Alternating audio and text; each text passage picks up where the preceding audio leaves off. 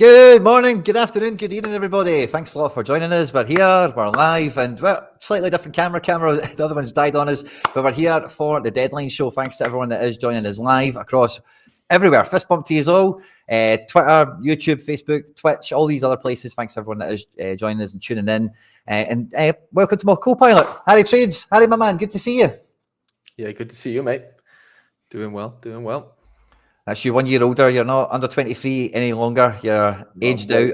Way past it now. Way past it, mate.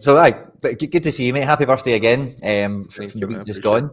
And thanks to everyone that's joined us. Fist bumps are getting dropped on arrival. You'll love to see it. And guys, we obviously have a wee bit of a changing of the guard, a wee bit of changing of the show a little bit, as it were. Obviously, but last weekend we had the demise of Play Harper, or what we're calling it. And this week it's back to the old school. We're going to have to go around and look for individual sources and get lineups and news and all that other good stuff in between. We've got a lot of stuff pre-prepped. There's a lot of heroes and a lot of shout outs from around the Sorare community going to get their love, get their flowers today as well, which is going to be great because it has been a real kind of, in terms of the collective effort of, because it's a competitive environment, Sorare, but there's so many people that are out there for the greater good, as it were. So it's been it's great kind of seeing the reaction to everything, Harry, isn't it, in a roundabout way? Mm-hmm. Yeah, big time, mate. Yeah, this is like our first week, isn't it? I know it kind of happened last Friday on the day, but this is our first full week of like not having, a concise place to, look for predictions in that sense, outside of Sorare data. So yeah, it's been different. Like I mentioned it on the Road to Glory yesterday. I was just like, I don't know, I just don't feel the same. Like it's just not, things will change quickly. And there's loads of things popping up, and we're obviously going to be utilizing a few of them this deadline stream. But yeah, it's been tough. Like there's no getting around it, is it? Like I think we were all, I don't know, maybe not too reliant, but it's probably just more. I don't think we realized how good we had it, maybe, as far as just like the conciseness and how neat everything was in one place, and that's what allowed us probably to cut down on, time as far as like research goes. Like now it's here, there, and everywhere, right? So it's like, Twitter's, Discords, and WhatsApps and websites. It's just everywhere. So it's like, it's been different, especially for those who have, huge galleries. I can't imagine how they're coping, if I'm being honest. It's a weird one. I know my camera's a bit weird. I was going to say, mate, you've hit the Baywatch setting.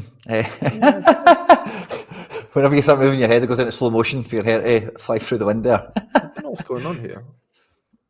Maybe a wee bit of latency. I'm just going to check. I've got a lot of tabs open, which is maybe changing some of the settings or whatever. But I think, everyone, make sure to hit the like button on arrival, no matter where you're catching the show. Spread the love, spread the joy, as it were. And, we were speaking last week about maybe getting some sort of hashtag or whatever on the go. But one thing I thought is, if it's on Twitter, maybe one thing to try and make it a bit easier and concise to find kind of all in one place is the Deadline Show itself. So if you go on to @Quinny3001 on Twitter, we're doing this stream right there, right now, essentially. And if you are catching any kind of breaking news that's coming out from press conferences or anything else around there, best thing to do, I would say for this time, let's have a little go at it, is share the tweet underneath the stream, if that makes sense, underneath the broadcast on Twitter itself, so it builds a little thread of them. And we'll try and check on it kind of periodically or whenever you bring our attention to it. And maybe if you want to type something in it, like so-and-so injured, or manager said something about so-and-so, or whatever, then it'll give us something to kind of to go off and run with as well. So I'm just trying to get that fired up. But as usual, when you're on this, trying to do it on the hop. There we go. There we are. Then it doesn't quite work first time. But yeah, there we are. Harry's flickering in and out. Hashtag Sorare Deadline Show @Quinny3001. And if you just come into the tweet to reply and share whatever the intel is that you're grabbing, and I say we should see it come up in the little chat feed that I get here. And then also feel free to, if you're watching this on YouTube or Twitter or Twitch or any of these places, let us know in the comment section, direct us to it, and we'll go and grab it. But Harry, like we're talking about like getting our hands dirty in a few different ways today on the show as well, not as well as the predicted lineups. We should have a bit of time to maybe go into some division strategy, look at headcounts, divisional payouts, because we have had a few tweaks recently from Sorare in terms of where the cash is, where the cards are, etc., and we can see headcounts right up to the deadline. That's going to be very vital strategic information. So we'll be going over that, hopefully, with a bit of time in the show today. But in terms of building your lineups, Harry, and getting your own intel together, like how prepared, how comfortable are you coming into the last 2 hours before the deadline? I mean, yeah, I've only set, let's say, 10, maybe not even that. Yeah, probably 10, legit lineups to where they needed, where I needed to know, everyone's ins and outs. So you're looking at 50 players or so, which doesn't really seem that much, maybe, but yeah, it took me. I mean, I woke up at 6:30 this morning to get up and get those done. I didn't do them last night. I was busy doing members streams. To be fair, members lineups really late actually. So yeah, I didn't really have time to do my own lineups yesterday. So I did them this morning, and I felt fine. It's weird because it's the end of the season. Like a part of me doesn't really care as much. Just like European wise, we've got those floods in Brazil, and there's just so many things going on trying to attack us from certain situations. It doesn't feel like, I don't know. It just doesn't feel as thorough and as, I don't know, as bulky as normal as far as game weeks go, just because we have some leagues done and some everything's just all over the place right now. And yeah, I don't know. I'm not tapped out, but I'm just less worried. And maybe that's a good thing because, when you're not stressed, but when you're sort of, worried about, should this guy play here? Should he do that? Should I do this? Sometimes you end up making more mistakes that way, don't you? So I think the fact that I'm not caring as much because it's the end of the season, maybe I hope that goes in my favor anyway. No, I feel that for sure. I feel play sharper. For as much as we've got comments in here as well, we kind of need to agree on a new centralized place, which I'm sure will just happen with whoever does the best job of filling that void, as it were.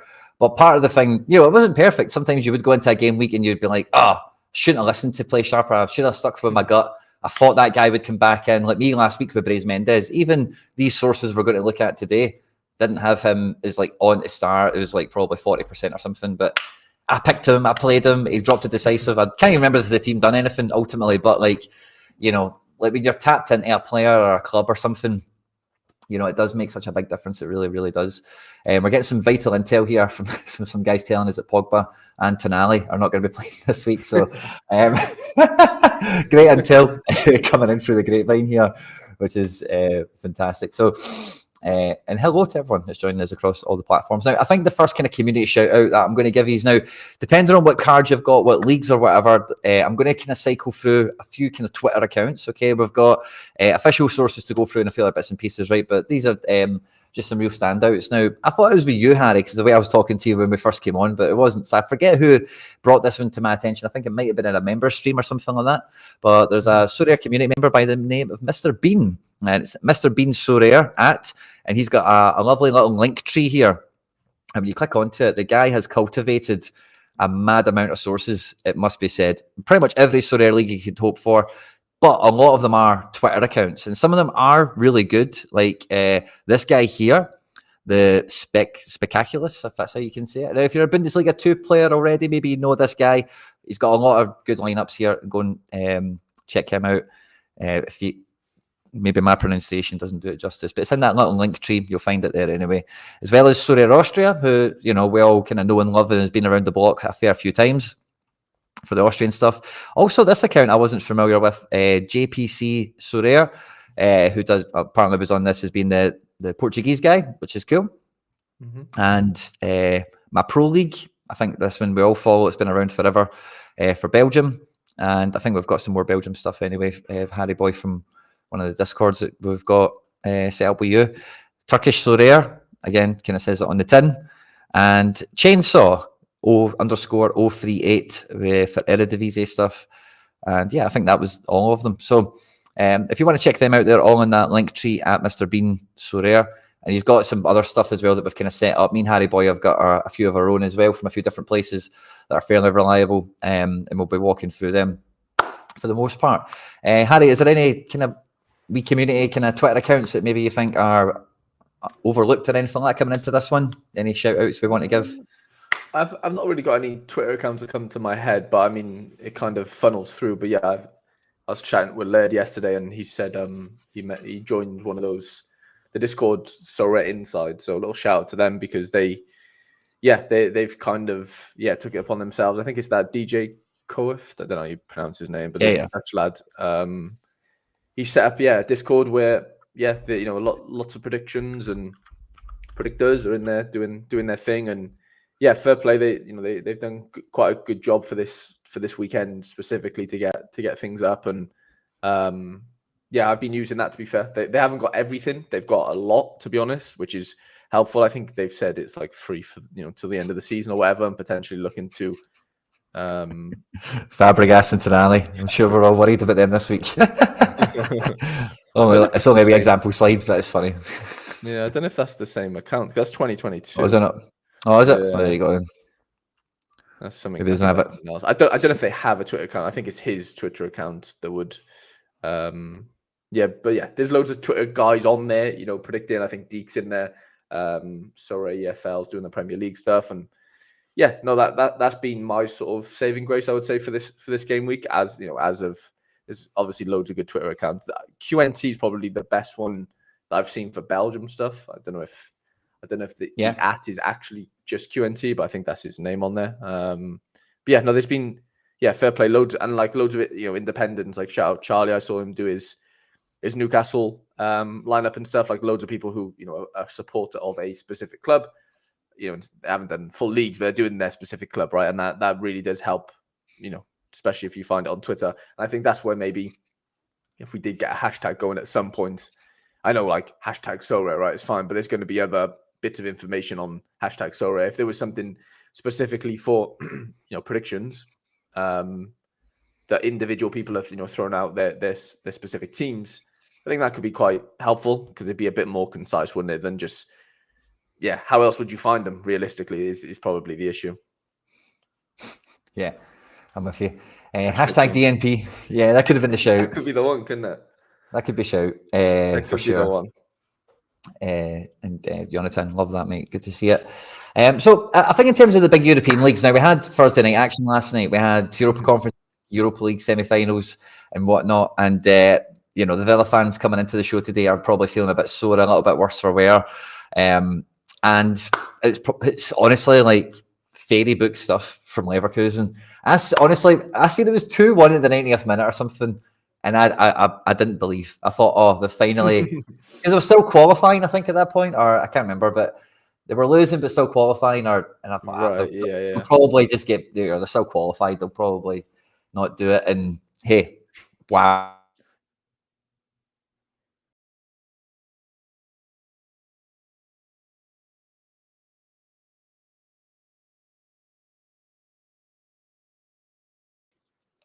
We bit of a glitch in the matrix there, guys. Apologies. Thanks for bearing with us. And this was the frame we were on. So thanks everyone for being with us there. Pavel Trader has hacked the system again here. So let me just flip about with this. Sorry, because it did mess up my screen shares as well. Yeah, I think I need to redo it. Oh no, it's fine. Now it's back. So we normally start with the top 5 leagues anyway, and kind of work our way backwards from there over the last couple of weeks. Or the matchups tab actually is where we always start. That's exactly what to do. Sorry, guys, with all the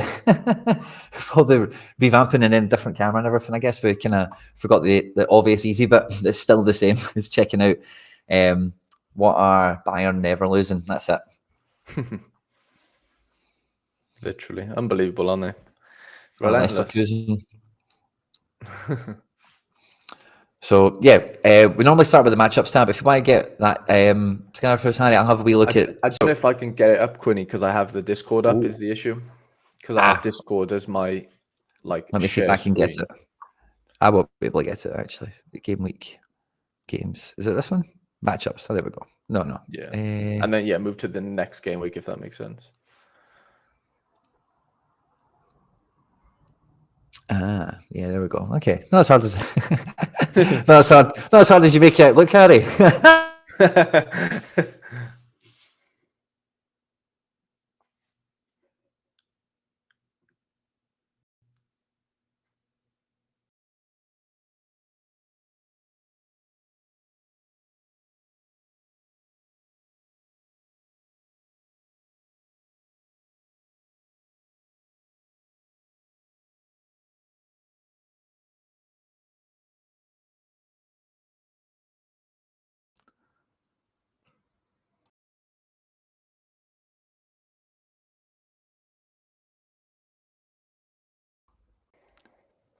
Something spooky's going on, Harry boy. What's going on? We've got some gremlins in the system. Not too sure what's going on here. We need the 24-25 season tickets. That's what we need. But yeah, this is where we were. Sorry, guys. Yeah, Champion Europe. It's dominated at the top by Juventus, and then we see Man City, Leipzig, Betis, and Tottenham complete the top 5. So it's kind of across all 5, maybe not quite all 5, but there's 4 leagues represented there in the top 5. That's pretty well spread this week, isn't it? Yeah, I mean, there's some big games there, especially in the Prem, obviously, to sort of conclude the title race and stuff. I'm just trying to see there, PSG, Milan, lots of home games, I would say, that stand out. The Tottenham one could be quite interesting, though, for Premier League, I think. Yeah. Burnley at home, that could be really nice, couldn't it? I think Leipzig are without Xavi Simons, just on a random note, so maybe they're not as strong as, maybe the matchup tab shows. Bayern as well. What did Bayern do? I think, obviously after midweek, there's obviously some big, good matchups to say, but ultimately, if you dig a little bit deeper, sometimes you can kind of extract, just bring down the percentage a little bit, as far as how good the matchup is, right? Yeah, big time. Because Bayern are just going from failure to failure at the moment. You would not be surprised if a random result came out of that one. Arsenal Man United is a funny one to see, because you do expect, like, I was listening to, I think it was Neville somewhere, I'm sure it was Neville, talking about how this is a harder game for Arsenal than I can't remember what he was comparing it to, but it was something incredibly mad, as if Old Trafford is still some sort of venue to be worried about. Yeah. Like, they're just, it doesn't matter if Man United are home or away. Like, they're just as weak or terrible or whatever, either side of it. Real Madrid are probably not as high up in this order, because we do expect probably a lot of rotation. And we've got some injuries. I think, is it Tchouameni's obviously still out? And we got that. I think we got that news last week, didn't we? Right on the deadline. And they're through to our final and stuff, playing bottom of the table. So that's maybe a wee bit accurate. Normally that can be maybe a wee bit overstated sometimes, like that kind of team. Lyon playing Clermont Foot could be good. Fiorentina play on Monday night against Monza after getting to a European final. Yeah. Depleted Villa against Liverpool. That could be interesting, I think, for Liverpool stacks, albeit away. Big time. I think I was saying that to the members on the lineup building last night, but I think that's a sneaky good fixture, because Villa are running on empty now and not getting to that final. Like, even if they got to the final, they qualified last night, they could come into this game on a bit of a rise still and just run on adrenaline. But that will be like a drop moment after that game for sure. Now it's nothing saying they're not going to bounce back, or they're professionals and elite athletes and all the rest of it. But their weakness has been, the wide areas defending them. And that's Liverpool's strength, man. So Liverpool have done nothing all week, but get ready for this game. They're probably watching the game with their slippers on, the Villa game, that is. So I think that could be a sneaky good one. Yeah, I agree. Big time with that. West Ham, Luton. I know West Ham have been a bit dire recently, haven't they? But I mean, Luton are flying for their lives still is kind of the issue with that one. Yeah, so they need to come out. They can't just sit and defend. They will need to try and take the game at West Ham at some point, and that kind of leaves the spaces for a few of the better players. I think West Ham at home, it is a good game. Matchup indicator here is 61 for the midfielder plays. So I think it's maybe not the full team, because maybe Luton get a goal or something, But the power mid cards like Kudus and Paqueta, JWP if he's on to play, whatever it is, maybe they're a bit of a shout. Do you have a take on Barca Sociedad? Not really. No, I've kind of tapped out with Barcelona recently, just because Pedri's not really been playing, and he's kind of the only exposure I have to them right now. No, I mean, if I'm picking a player from Barcelona, it's probably Yamal. He's probably the only guy I can confidently say I think would probably score pretty well in this game. I don't know. It's weird. Who did Sociedad play last week? I know we mentioned your dilemma with the midfielder. Who did they play?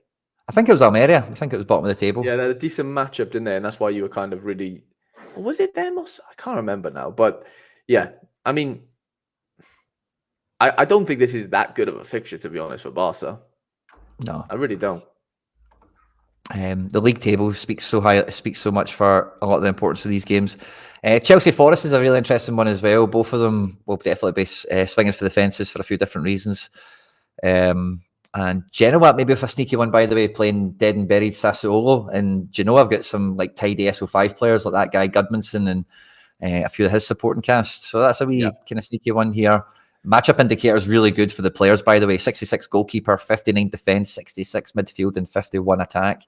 So even though it's a 43% chance of win, like SO5 wise, all the numbers are pretty hot.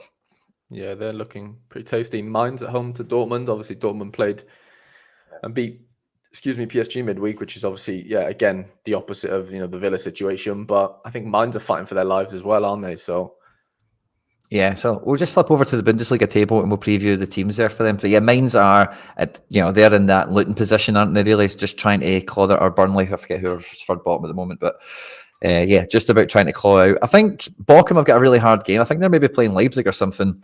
Yeah, they're Berlin. Was it Leverkusen? Bochum have got. So yeah, that'll be a tough one for sure. And then, up at the top end, I think these are all the colours denote something. So, green is where we start for Conference League playoffs here, which is Freiburg at the moment, 1 point ahead of Hoffenheim, who, by the way, Augsburg, can you believe this? Them and Heidenheim are still within touching distance with 2 games to go. They would need miracles to really get in the picture there ahead of Freiburg, but it's definitely not off the table at the moment. And wow, maybe there's a mad outside. No, it's not going to happen, is it? But Dortmund are in 5th at the moment, and that still looks to be a Champions League spot for the Bundesliga next year. So with them going into the final, they still obviously want to keep pace with Leipzig and maybe try and get into 4th, but that maybe takes a bit of pressure off, because that 5th Champions League spot was only really ironed out in the last round of games, I think, wasn't it? Mm-hmm. So that might be actually a good thing for Dortmund. Frankfurt are quite isolated there in 6th. But I think there's obviously qualifiers to be done if you finish lower in the table. So 1st is going to go into the group. 2nd, 3rd probably go straight into the groups. But 5th certainly, maybe 4th have got qualifiers. I wouldn't be surprised if 3rd did have a qualifier, and that's the jeopardy that Bayern are facing. But it's quite tight. 69 points, 67 and 63-60. So those places, maybe they do mean a little bit more than meets the eye. 100%. Sorry, Joel says there, if Dortmund win, Frankfurt would qualify for the Champions League. Because because they'll take the holders position. Fantastic. Wow. Yeah. So and then that would have the knock-on effect then to maybe 8th. That would be fantastic for them. It does feel like Dortmund should be on to win it. With it being at Wembley again, Royce's last game. They've got a lot of the storybook stuff going in their favour as well, don't they? German double. I was thinking then, what does that show about German football if Dortmund are in the Champions League final and they're 5th in their league? It shows that Dortmund are stinking at defending. I mean, but over a season, I know it's Champions League is a little bit different, but it's 4 better teams than them. I don't know. It's just a weird one, isn't it? To think that, I don't know, what does that actually show? Does it show the Champions League's rubbish, or does it show that the Bundesliga is really, really tough? I've not watched all of Dortmund, but I did see they were in the group with Newcastle, so I've seen a bit of them there. I also watched the PSG games and whatever. But Dortmund is scoring goals. Like if they're scoring goals, they're happy. That's them kind of ticking over. But like you see here, 9 draws, 40 goals conceded. I know Bayern have conceded 41, but that's how shocking Bayern have been, really. And 64 scored. Again, it's ahead of everyone else in the pack, but everyone above them has scored 10 goals or more. So it's the league's been kind of lackluster. Like last year, they were that close to winning it, and then they lost it on the last day. And then this year, I say conceding goals has been their main issue. If they concede less than 40, they get a few more wins, and with a few more wins, they're probably 3rd, or something. When did Sancho go on loan? Was it January, or was it January? Yeah, it was. Yeah, so you could argue maybe the Sancho effect, has kind of allowed them to get that the late Champions League surge. So we've got this Dortmund team here from Liga Insider, courtesy of Mr. Bean, as we mentioned earlier. And again, we've got the Google Translate on the go here. So Füllkrug, looks like his name actually means filling jug, which is funny. Yep. And Malin in German seems to be to paint. So that's funny. Let him paint. Let Malin paint. Emre Can, the Mecca and Royce in midfield looks fun. Royce will be out there for a show, won't he? Mm-hmm. Big time. Yeah, I mean, obviously second string team really, but still lots of quality. Like there's no doubt about that. Back four's pretty simple. Well, I say pretty similar. Mats and Schlotterbeck probably are the two, aren't they? Hummels drops out, as does Ryson as well.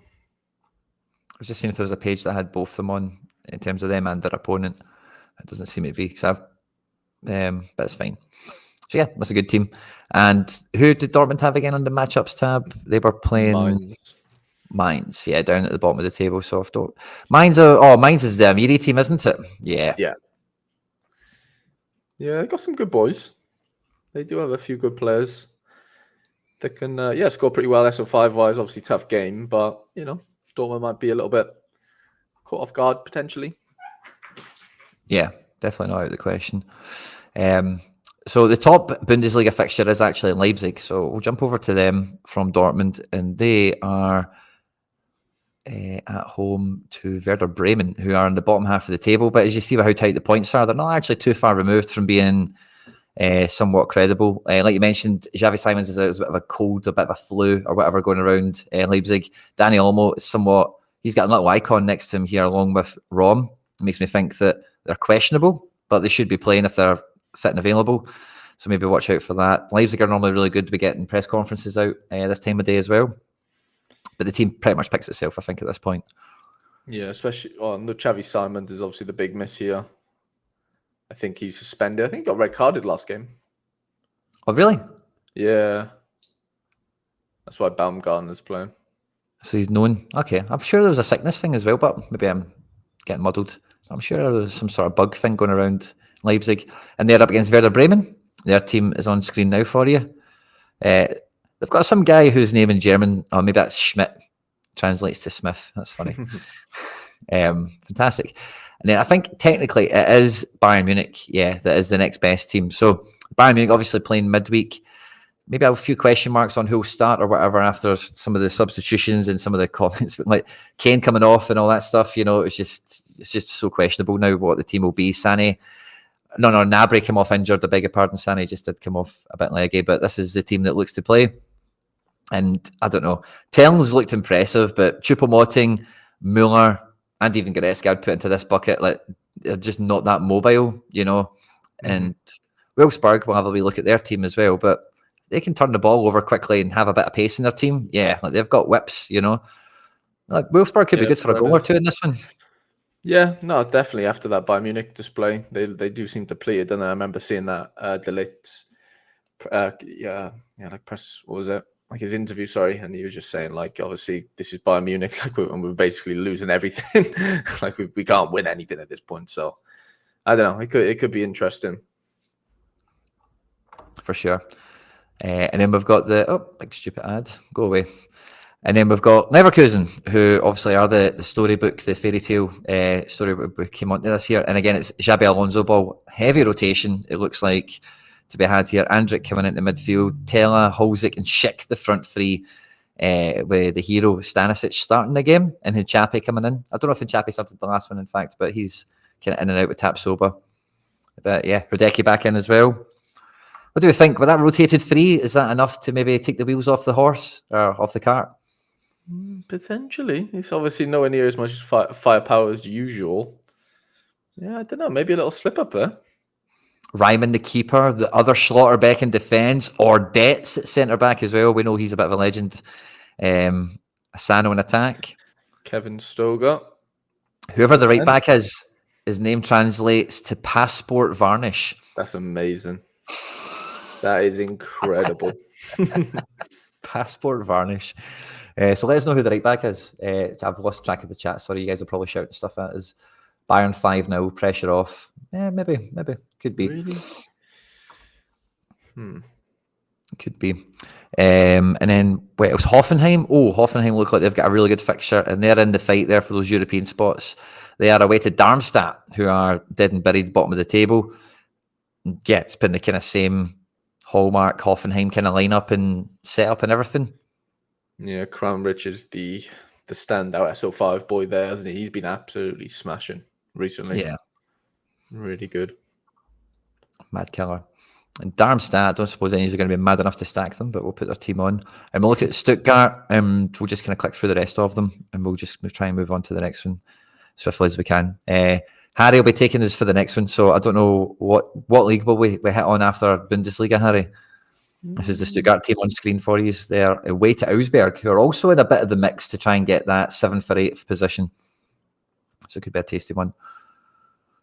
Could do Prem next if you want. Could do Prem. Oh, awesome. Prem. Here's the Augsburg team. And then I'm just thinking if there's any key players that we're missing out on here. Frankfurt, we'll put them on screen. Ekatike, Chaibe, and Marmouche, by the way, that's a front three that could really happen, if they get together. Big time. That's fun. It's like 3 of the same guy, kind of, isn't it, in a roundabout way? Even looking at their picture. It's like triplets. It's long lost brothers. Yeah. So quite a strong counter attack. And they're playing Gladbach. That looks like a game that'll be 4 each or something, eh? That very well could be, couldn't it? Similar setups. Yeah, Gladbach been quite disappointing. Rietsbach dropped a 90 or something last weekend with one decisive because he's just a mad AA monster. Manu Kone's back in the picture. And the failed prodigy, Julian Weigl, holding in midfield there. Koitakura coming back is normally a big thing for Gladbach, so maybe that's them turning a corner now. Freiburg are in 7th, so let's give them their dues. Atubolo has been linked to sit on the PSG bench, so watch out for that. And the rest of the team, we've got Egestein, the midfielder. We've got Grifo, Salai. Not sure any other guys I'm really familiar with. Doan, obviously, but they're playing Heidenheim. Who are lined up as follows. Yeah, Nicholas Beste will be playing.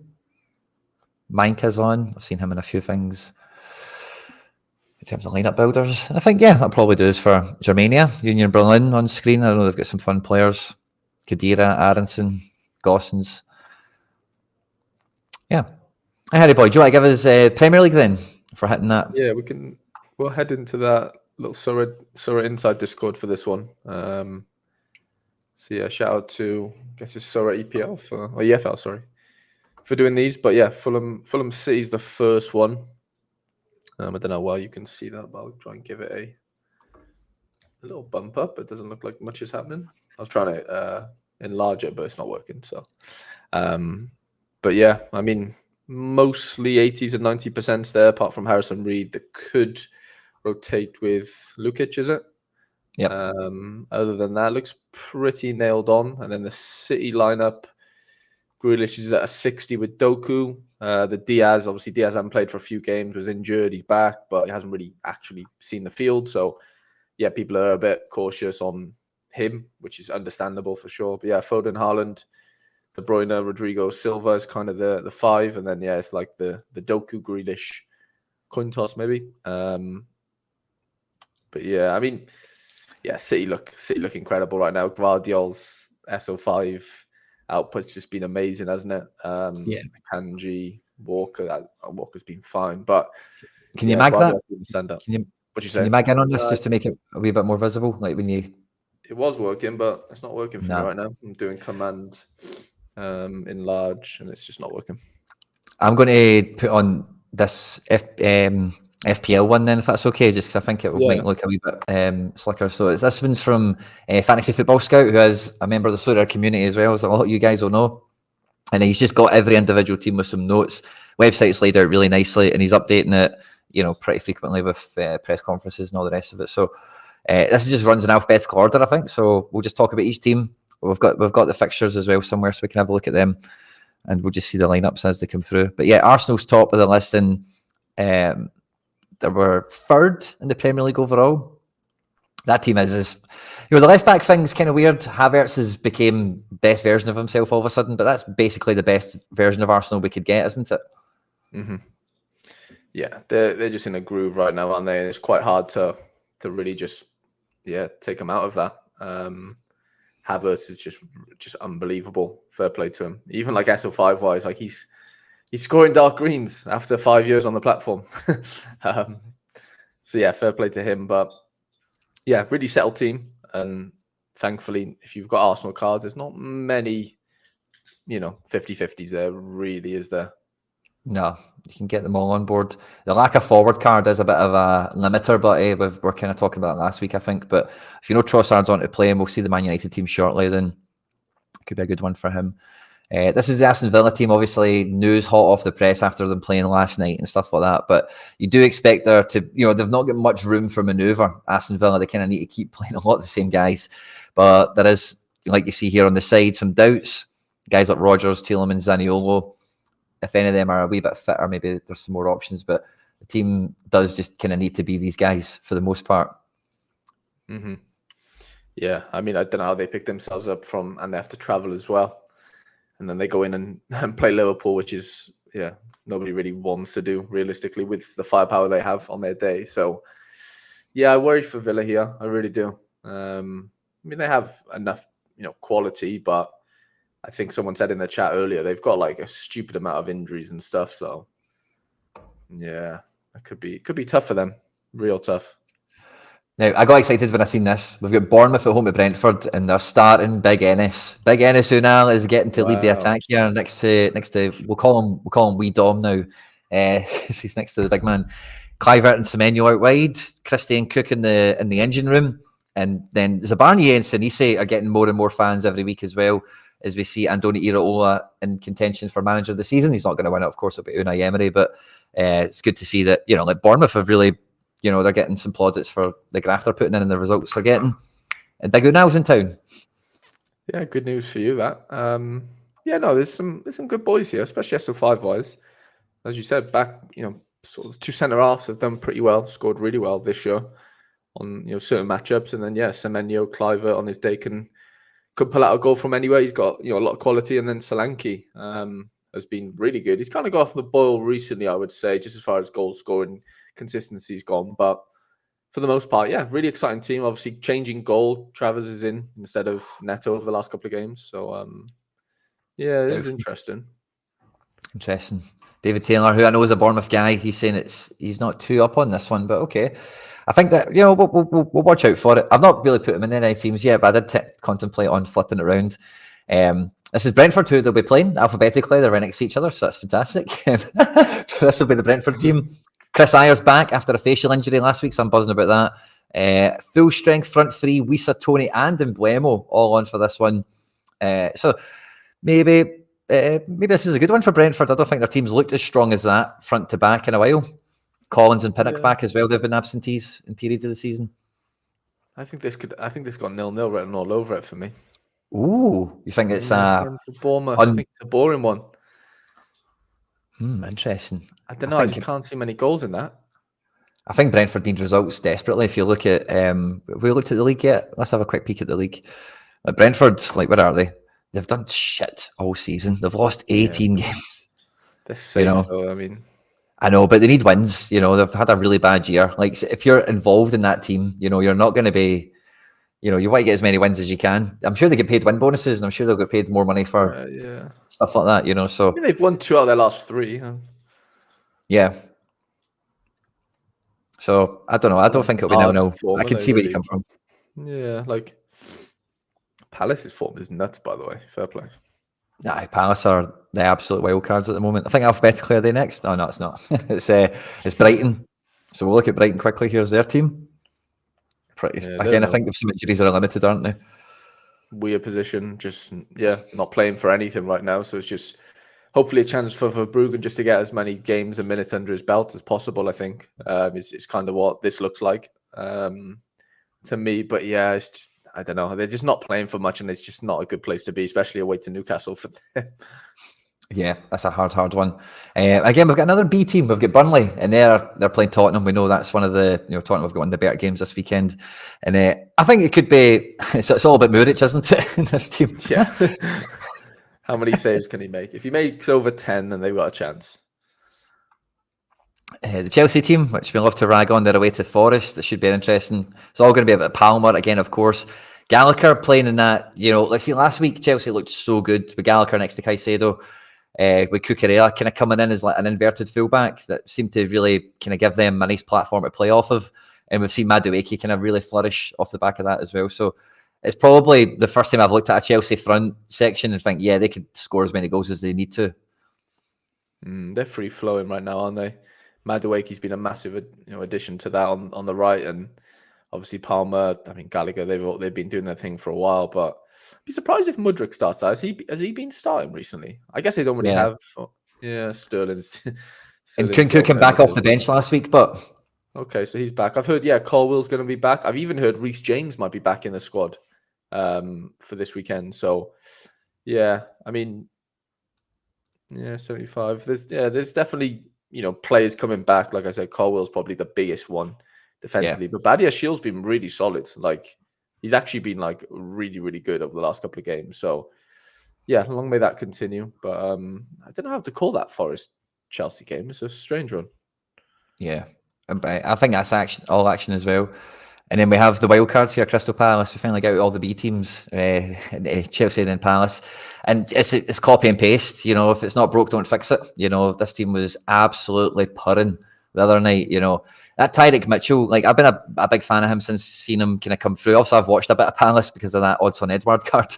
And he's a decent left back, but, he has really been up a level or two. When I was watching Palace last weekend, honestly, when I seen that Mitchell like flying up and down, I'm like, I don't want to say it for any Palace fans that are listening, but he's probably the left back Arsenal probably need or want. He's so good, man. Like, and like, I think, Mitchell and Munoz, big highlights here, but Elise and Eze are the headline makers, aren't they? And Mateta has just became a player no one thought was possible.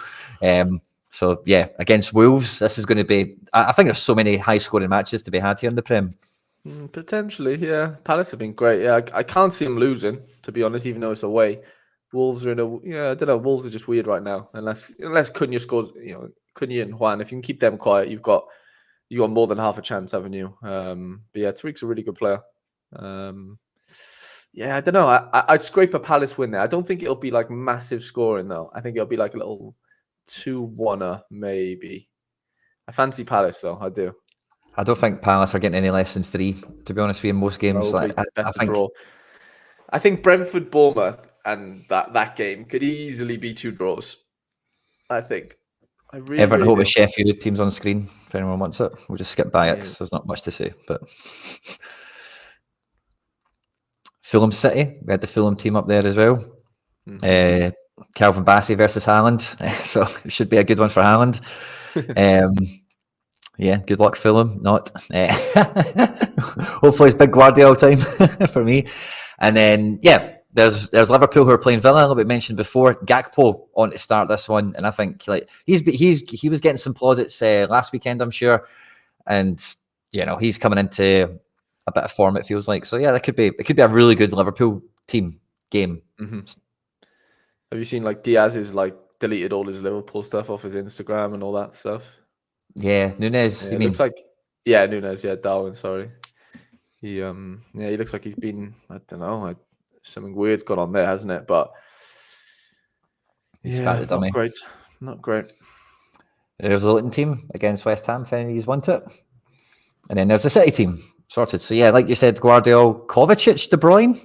Not sure I've seen that. Yeah, I don't know. I don't know if I'm in agreement with this one. I don't know. I'm not. Further updates to follow. Yes, I think this one's maybe still pending. Yeah, that was updated on Thursday, to be fair. So these are a little bit outdated, maybe for City. Lisandro Martinez is back for Man United to give them an actual defender. Wan-Bissaka and Dalot. Rest of the team kind of picks itself. How bad was Mount the other day or last game? I didn't see it, but I saw he got taken off and stuff. Yeah, was he bad? Was he? Oh, mate, it was an empty jersey. Him and Anthony, honestly, like absolute empty jerseys. Like Anthony could be the worst ever Premier League buy. Yeah, for the price. Like if you're talking like, if you bring that into the equation, I just can't. Mudryk's up there. Those two are probably like of recent times. I'm not comparing it to all time, but like I can't think of a worse two for the price. It's baffling. Really, really is. That is. Huge notes here as well about some other stuff that's going on. If you do have any. Bruno. No Bruno. He missed last game. It was the first game in 12 years he's missed Quinny from injury. How nuts is that? Heard you talk about that. Apparently, Marcus says. Yeah, a couple of these are a little bit outdated, I think. I'm just going to have a look at the United one on here. Yeah. Oh, this one's, to be fair, Bruno's down to start for this. Bruno, Garnacho, Rashford, Højlund. Ooh. That's what this guy's got. Lisandro's 50-50. Casemiro, Mino, and then Dalot, Wan-Bissaka, Evans. So they fancy Bruno to start.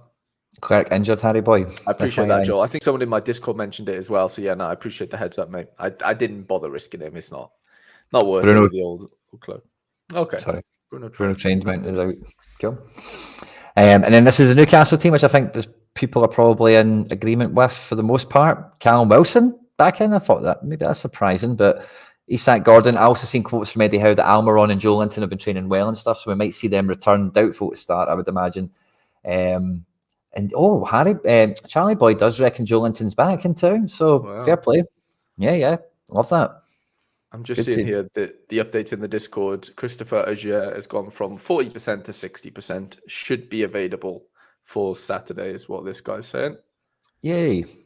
But who did you just have on Newcastle, is it? Yeah, I've got Forest here while you find Newcastle, but here's the Forest expected team. If if any have any Forest teams, players, it's going to be Hudson-Odoi, Wood, and Gibbs-White, so they're all on to play.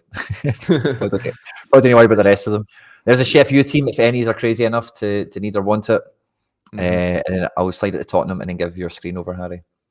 Yeah, I was trying to see Tottenham's might be quite tough. Not tough, but like Maddison hasn't started the last couple, has he? So they this guy reckons he's 70 on, which probably makes sense because they did lose last game. Brennan's been pretty decent. I guess Richarlison's been starting the last few, to be fair. Obviously, Son picks itself. Papasar 50-50 with Bentancur probably makes sense-ish. And then someone said in the chat earlier, I'm thinking Porro scores really well this game. I got a weird feeling. I was building lineups yesterday, and a couple of people had his card, and I was just like, I don't know. He's gone off the boil a little bit recently, and I just got a weird feeling he gets a couple of assists, like set pieces and whatever. I know Maddison will be on them as well, but I don't know. I got a good feeling about Porro this weekend. Big time. Porro is a peak merchant. He's a 38A with a decisive guy. He can do that in the right game. There's one part of this season early on where he was actually really consistent though, where you could play him basically every game, and he was just scoring 70s, 80s, 100s. He was really, really popping off. Obviously, Tottenham themselves have gone off the boil, which subsequently means, unfortunately, defenders, just don't score as well. But in this type of game, I'd fancy them big time. Yeah, I can dig it. They changed the game. Okay, fair play. So that probably earns them the starting spot this week for sure. West Ham team at home to Luton. I think they've got their Bowen. Yeah, Ward-Prowse is on to play. That midfielder statistic that we've seen earlier. If you get JWP, Paqueta, or Kudus, it's probably a good game week to use those guys. Hard to say much about the rest of them. And then here's the Wolves team that'll be playing Palace. Santi Bueno's in town. That's good for me. Cunha's in. It's good for me if I'm going to play them. But I think Palace will probably do better.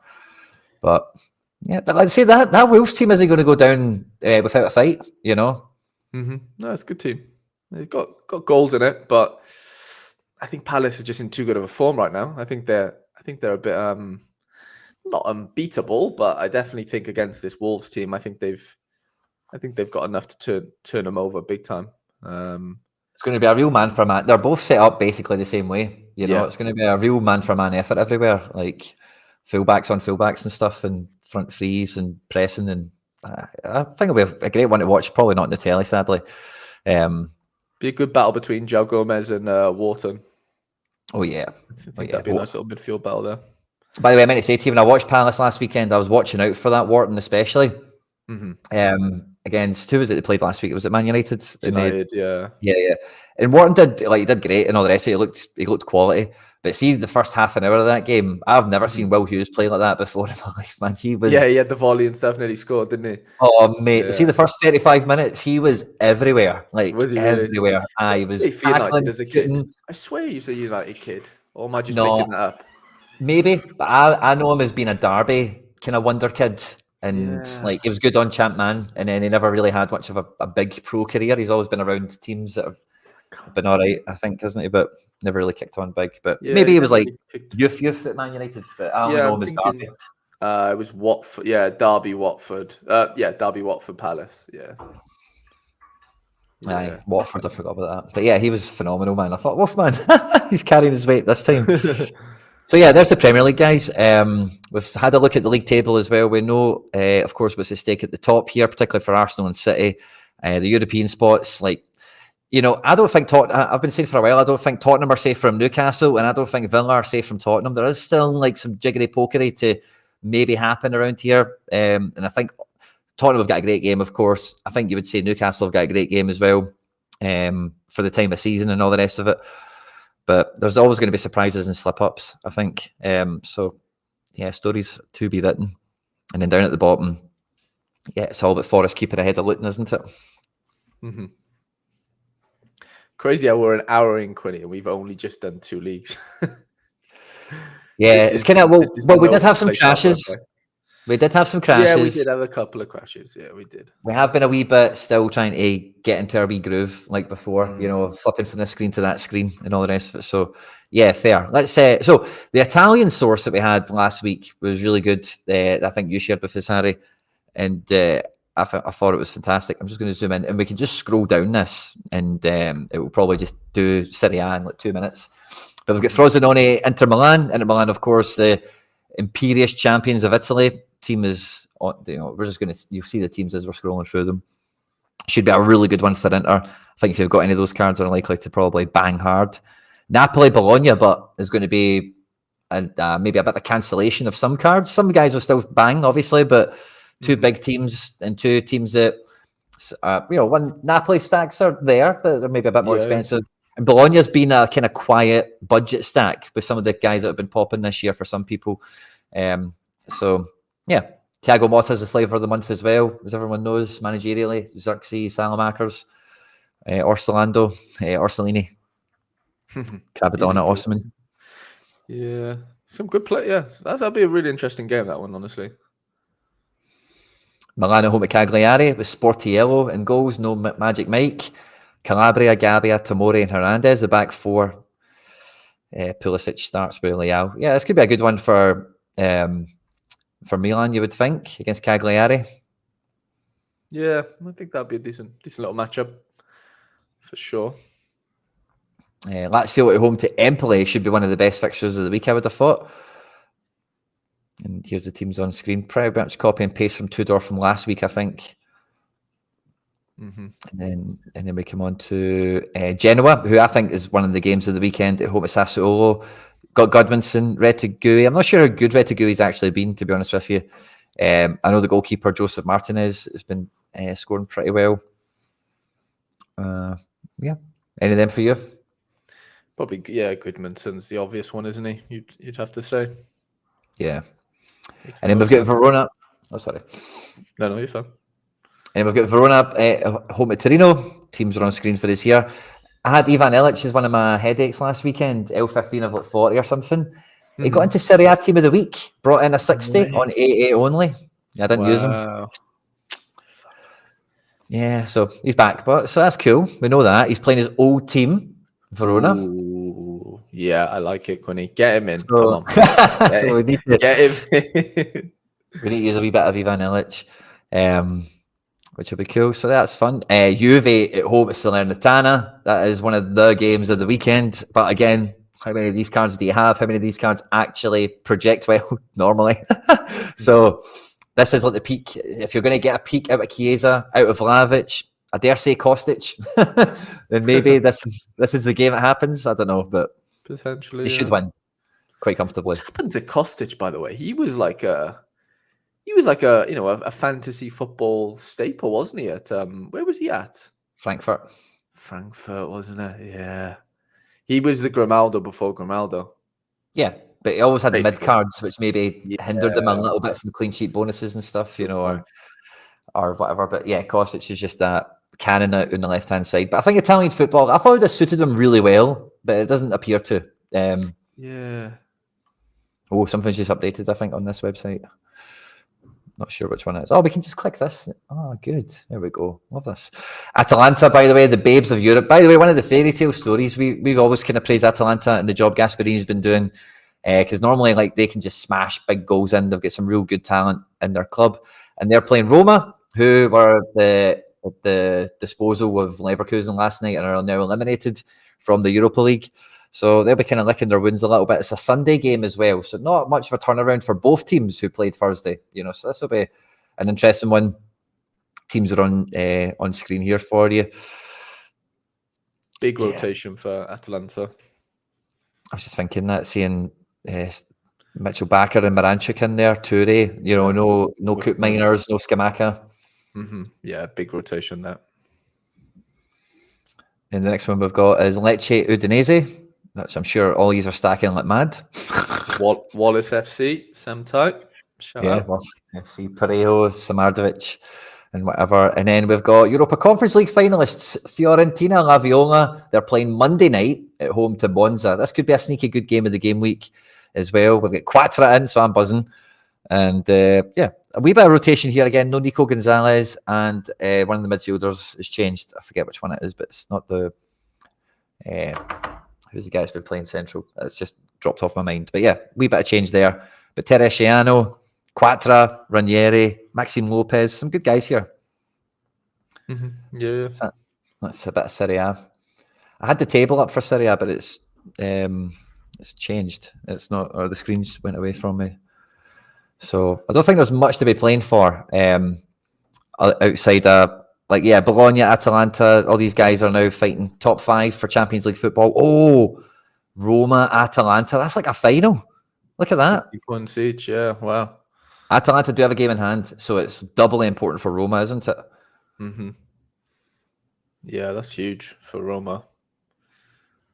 Little cushion. So Roma and Atalanta probably solidified their sort of 6 and above, I would probably argue, right? Because Lazio are 4 points out. Yeah, that's a massive game. That's huge. It is. I think Lazio could maybe catch Roma if they just bombed from the rest of the season, because Lazio are right in the ascendancy, but time is running out and they would need Atalanta to win that. I don't think they could catch Atalanta, because that game in hand is just probably going to be the difference. But yeah, 4 points can swing with 3 games, but you need it all to go your way. And down the bottom, still a bit of a fight here. Udinese, by the way, are involved. Yeah, struggling big time. I thought they were really bad at the start of the season, and they got a little bit better, I thought, but now it looks like they've slipped back down. And they did have a wee purple patch for a minute, didn't they? Yeah, I'm sure they went on a little unbeaten streak when Okoye came back into the side. I remember that. Yeah. But it doesn't look like it lasted for very long. And then we've got LaLiga is the last one I've kind of got set up, so I guess we'll fire through this and then we'll get to all the other ones that are kind of remaining. We've got 1 hour to the deadline. Real Madrid, La Liga champions, La Liga winners. Girona trying to hold on to second place. So good on them. Love to see it. Atletico Madrid haven't given up on third. That's what they keep saying anyway. So we'll see how they go. Barca sitting in third, probably quite safe. But Athletic Club, it's only 4 Champions League spots here in La Liga. So if Real Madrid win the Champions League, of course, like we mentioned with Dortmund, that will change. But Athletic Club here in Europa League. And then we've got Sociedad in Europa Conference League. And Real Betis won Copa del Rey. So they've probably taken a spot from this, because I find it quite odd that Spain only have 6 when we've seen Germany had 7. I know they had that extra Champions League spot, but even Europa League and Conference League entries, So quite tight there. 54 for Sociedad. They're 2 points ahead of Betis, who we just mentioned. And I don't think there's any chance of them catching Athletic after they lost the derby, especially. That is 7 points. That's such a gap between now and the end of the season. It's a 38-game season, I suppose. 4 games to go. It's not out of the question, but you would need Athletic Club to implode, wouldn't you? Big time. Big time. So I think I can cycle through the La Liga ones, and then we'll kick it through. Now, the problem with this, again, is it's single club rather than the matchups itself. I think there is a matchups page, but it's not easy to find for me. It's in Spanish. But anyway, so we'll just start with La Liga from the top. So we've got Alaves on screen. If any of you have been stacking Alaves, who are playing Atletico Madrid. I'm sure they're playing Atletico. They're playing Girona, tonight. So yeah, not a great game for them, but they are at home. And but I fancy Girona to probably smash them. We've got Almeria here, who are away to Betis, so they're probably going to get smashed. Maximiano, Pubel, I think some of these guys are stacked. Robertoni, I think some of you guys use them. Betis looking good at the moment. Athletic Club that we mentioned there a moment ago. Team is on screen. Both the Williamses are in. Raul Garcia in. No Sanset. Berenguer to start as well. Unai Simon in. Atletico. Bit of a change here, by the way. No Morata. Depay's back in training. Yada yada. But this is I think this is going to be the future of Atletico Madrid. Is this shape here? And the next thing that they're probably waiting to happen is Barrios gets a little bit better where you don't need Koke as much. And we just see Vermeeren come into the middle of that picture.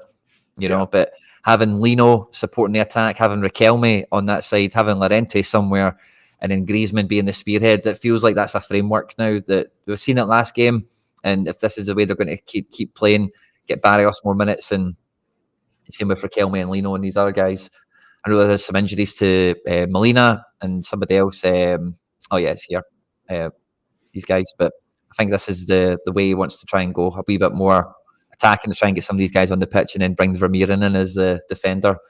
Once maybe Witsel, I don't think he's staying, so Witsel kind of does that job off the ball, stepping into that zone. So I think that attacking framework in the midfield is starting to take a bit of shape there. Mm-hmm.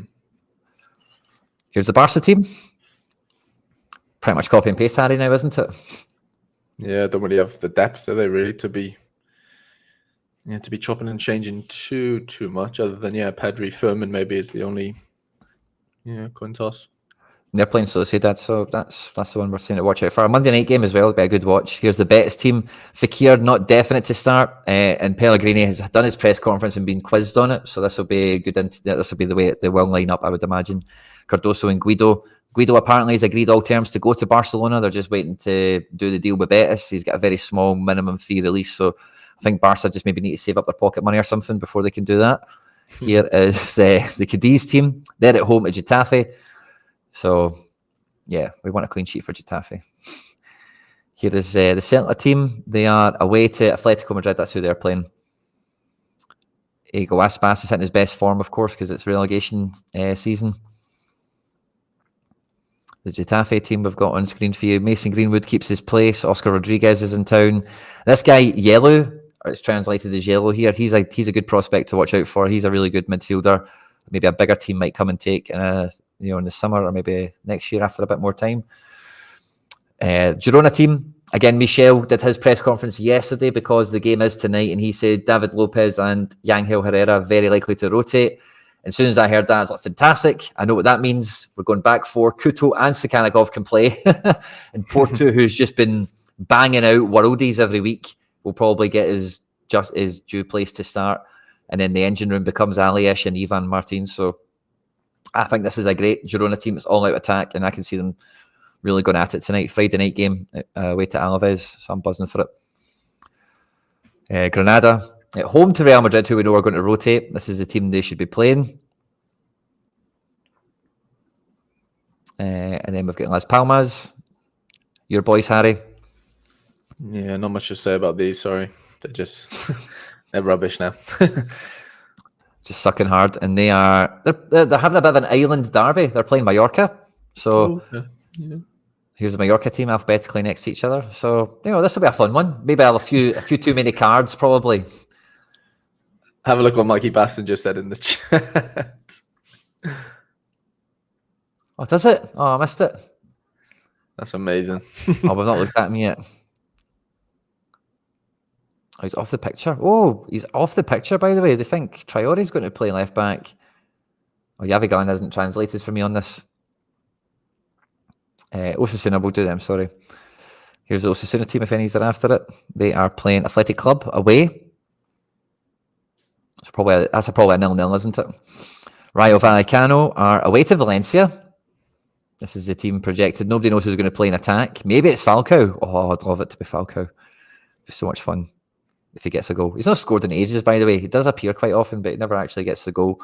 And then here's the Real Madrid team that they reckon. So we're going to get Güler and Brahim on from the beginning.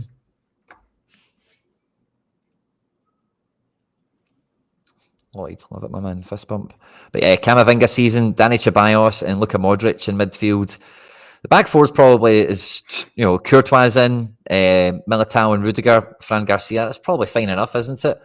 Did they get a clean sheet, Harry? What do you think? Yeah, I'd be shocked if they conceded. If I'm being honest, I would. Even though it's Real Madrid. Like, yeah, I'd be very shocked with how their season is going. Fair enough. Here's that Sociedad team again. So yeah, Galan not on to play. Actually, it looks like Traore and Odriozola, Braze, Turientes, and Marino in the engine room. Turientes, by the way, like I've seen a wee bit of Zubimendi, and I know everyone thinks he's great and stuff like that. He is good, but I've been more impressed when I see that guy play. Turientes, he's slick, So maybe not quite as I see. Zubimendi has just never really caught my eye that often, to be honest with you. But this guy is like eye catching on the ball. He's good in tight spaces. He's quite clever and get a good touch on him. Kubo's 50-50 after missing last week with a bit of an injury between him and Baranachea, but Becker has nailed his place now. He is the guy alongside Oyarzabal. So I think Sociedad need to throw the kitchen sink at this and away to Barca. Barca are kind of licking their wounds in a few different ways. Could be a good game for them. And then we've got Villarreal Sevilla, which is a tough La Liga game. Don't really know how to read this, but this is how Sevilla should line up here.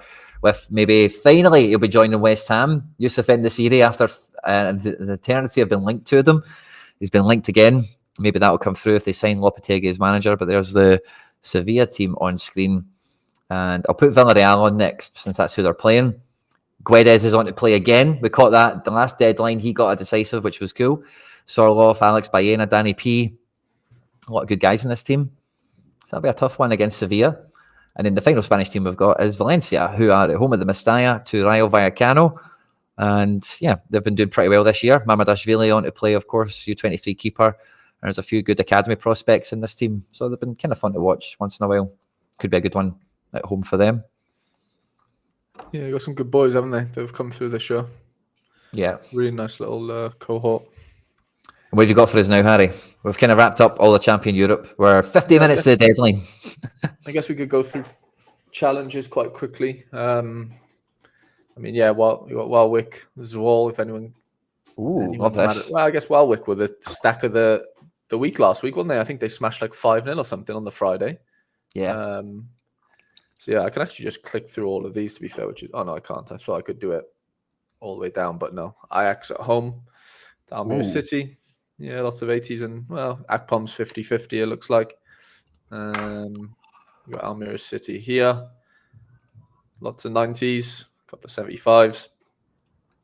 Herenveen Vitesse, obviously Vitesse dead and buried as a club, unfortunately. But yeah, could be good for them. For Herenveen, sorry. But yeah, this is Vitesse, Paxton Aronson. Lots of loanies here. Boys on loan. Learning their trade. And then, Utrecht at home to Sparta. Interesting game, I think. It's like 7th v 9th. Couple of good boys. Toonstra, Busaid. Lammers has been on fire, to be fair. Couple of good cards in there to get behind. Aye. Where's the other one gone? That's weird. Utrecht is like the real-life version of the Renford Rejects. Did you ever watch that TV show? Yeah. Nah. Oh, did you not? Oh, it was funny. Well, it wasn't that funny, but it's funny when you're a wee guy. It's like a football team. I've seen there's a big flu or something going through the go-ahead team, so watch out for that. And then they're playing AZ, which is not a good fixture anyway. But Padigal says Jimenez probably out this game week. I've seen that as well for Timber as well. Quinton Timber might be out this weekend as well, so be cautious on him. This is Volendam's team against 20. You'd be mad to be playing those teams. NEC play Feyenoord. NEC's team's pretty self-explanatory, to be fair. But I don't know why you'd be playing them against Feyenoord. Hercules play Excelsior, which is a big game at the lower end of the table. Big Jizz. I think this is away Jizz this weekend. But I have seen... Jizz hasn't trained today. Yeah, so read into that how you will. No Fortuna Sittard versus PSV, who are obviously crown champions now. So yeah, it's tough to kind of know what's going to go on with them in a way, even though there's, I guess, maybe not actually. There's 50-50s and 60s here with Tillman. De Jong is fit, which is good. But yeah, the rest of it kind of picks itself. And then there's a couple of changes here. So this is the Sparta team that has changed. No Camille Negley for Mr. Andrew Laird. Trained individually. Ajax Berghuis is going to start, apparently. Excelsior, if Zage can play, then he's going to play. Some changes to this is today, and then 20. But then on the side here, we've got Timber and Jimenez are questionable for Sunday. If they don't play, Melambu and Ueda would start. Melambu. Davy van der Berg still not fit to play a full match, so he is going to play from the bench. Van der Water is going to play on the left wing, apparently. That's for HRMV. So that is that. If you want to have a quick look at the Belgium League, I think Standard Liège played tonight. They're apparently not playing players, and there's all sorts going on there. Yeah, not a good situation, but that is the predicted team on screen there. They play at home to, I think it is Westerlo, isn't it? I can't remember, but they do play at home. This is Westerlo's team. Madsen, Griffin Yao, a couple of the boys, Brian Reynolds, a couple of Americans in there. Bolat's back in goal, I think. Oh, no, I think they play Sint Truden. I can't remember. As in Liège do. But then, this is Koita's mob, who just loves missing penalties right now. That's all he's kind of known for, isn't it? Yeah, he's been dropped now, hasn't he? Or no, is he back on to play? Yeah, Koita's in. I think I think there was a wee whispers on. Obviously, the form's gone, but maybe he's at risk. Yeah. There's obviously Kook is still out for Mechelen, which is not good for me, and I guess other Kook holders. But yeah, the rest of the team kind of picks itself, I think. I don't think this Thoilen at 50 is, like, it hasn't been updated, but I've seen people say he's more nailed than that now because Kook is apparently like fully out. We've got the Genk situation. JDS, the main boys are in there. Sven Coombs, I've seen he might be ill again potentially, so I'll keep an eye on that one. Lou Venice looks like they're still going to rotate goalkeepers, so yeah, keep an eye on what happens there. Ouch. Yeah, which is really annoying. I literally have no Super goalies right now. Like, they've literally all just, Cook's injured, Layson's rotated out. It's just a nightmare. Anderlecht. Sharon might play behind Leone. He came off the bench last week, but not getting our hopes up too high, are we, Laird? No, I don't think so. We can't do that. Cannot do that. Yeah, the rest of the team kind of picks itself. I mean, Genk, who have been really bad actually in the playoffs, like, they've been shocking. A little 3-4-3 here. Nice little front three though. El Hadj, and Big Tolu. St. Pauli, yeah, they're a lock this week. And then Cercle Bruges, Popovic might be a 50-50, Mida 50-50 as well, but Denki's nailed. Sommers, most of the boys, Sequay, Darland, old faces are still there. Antwerp played yesterday in the Belgium Cup final and lost, unfortunately. But this is the predicted team. They got beat by USG, and then Club Bruges, who lost in the Europa something conference situation. The Lord at 90%, and then you got Nusa at 50. Michele at 90. Mignolet looks like he's back. So nothing crazy there. And then USG, who played yesterday, like I mentioned, won the cup. Mostly 90s for the main guys, so nothing really to worry about there. Molenbeek, if anyone's mad enough to play their cards. To be fair, Messier is not a bad player, even though he's 50-50 there, so probably wouldn't bother risking that. And Charleroi, I think it's Morioka's last ever game for Charleroi. Ooh, and then what? Yeah, I don't know. Oh, that'd be fun. Maybe back to Japan, I'm not sure. João Pedro, never doubt, we're hearing as well. And Tyre Addy is asking if this is a public group or a paid one. This is public right now, but I think they are going to go into paid maybe next season. But for right now, they've said to the end of the season it's going to be free, to be fair. Nice. Kortrijk lineup, if anyone cares. Kadri, the boy, and then Upen to finish us off. But yeah, that is... Oh, no, we do have... this is the updated Mechelen lineup with Tholen at 90%. Kana is out for Kortrijk, if anyone needs to know that. And then, we'll do MLS quite quickly, the rest of it. Or if you want to do something in between that, Quinny. I was going to say, we have a wee bit of community shout out to do a little bit here. So 2 things. Number one, I missed Andy Official did a super chat for us for $2. So thanks very much, mate, at the beginning of the stream. Thanks very much for your support. And also, friend of the channel, friend of the community, Sorare Contender has actually donated a rare card for us to give away in the show today. So make sure to check out Sorare Contender on YouTube, on Twitter. It's run by FPL General, who's obviously a great guy and has been on the channel before. And check out his content. It's all very good on everything SPFL and Premier League related on both accounts. Where's the page I want to show? So we'll be giving this away in the chat, guys, in the next 20-25 minutes on YouTube. And it is a Martin Boyle. So he plays, he scores goals once in a while. And this is a great little rare card. So thanks very much again for the generosity. Mark, Sorare General, FPL Contender. Totally butchering the names here. FPL General, Sorare Contender, whatever we're going with. So we'll have that given away in the live chat shortly. So stick around for that, guys. We do need to get the likes up, but we're only at 92, guys. We should be breaking the 100 barrier. As you know, Sorare own and control the internet. They know if you're here. They know if you're not hitting the like button. And if you win boxes, they know where to put the power-ups then, the people that didn't hit the like buttons. So they've not gave me anything but power-ups so far. So help us all get that luck right up before we lock into the game week. And once we hit 100, we'll definitely get the giveaway locked and loaded for Smash Australia stack as well. Yeah, we Aussie International as well. Andy, thanks again, man. I said it didn't come up on the main thing. I was checking the likes and I seen it. So thanks again, mate. Really appreciate it. So I just wanted to give that little shout out, Harry, that we'll have a wee giveaway. And thanks again to Andy before you take us over. You've got MLS there, which is run by Deek. I also have it here, which I think is also run by Deek on RotoWire. So you can kind of check out in both places if you don't have Discord or whatever. But those graphics are a little bit nicer, aren't they? If we can get them kind of looking good on screen, we can see percentages and stuff, which we all love, don't we?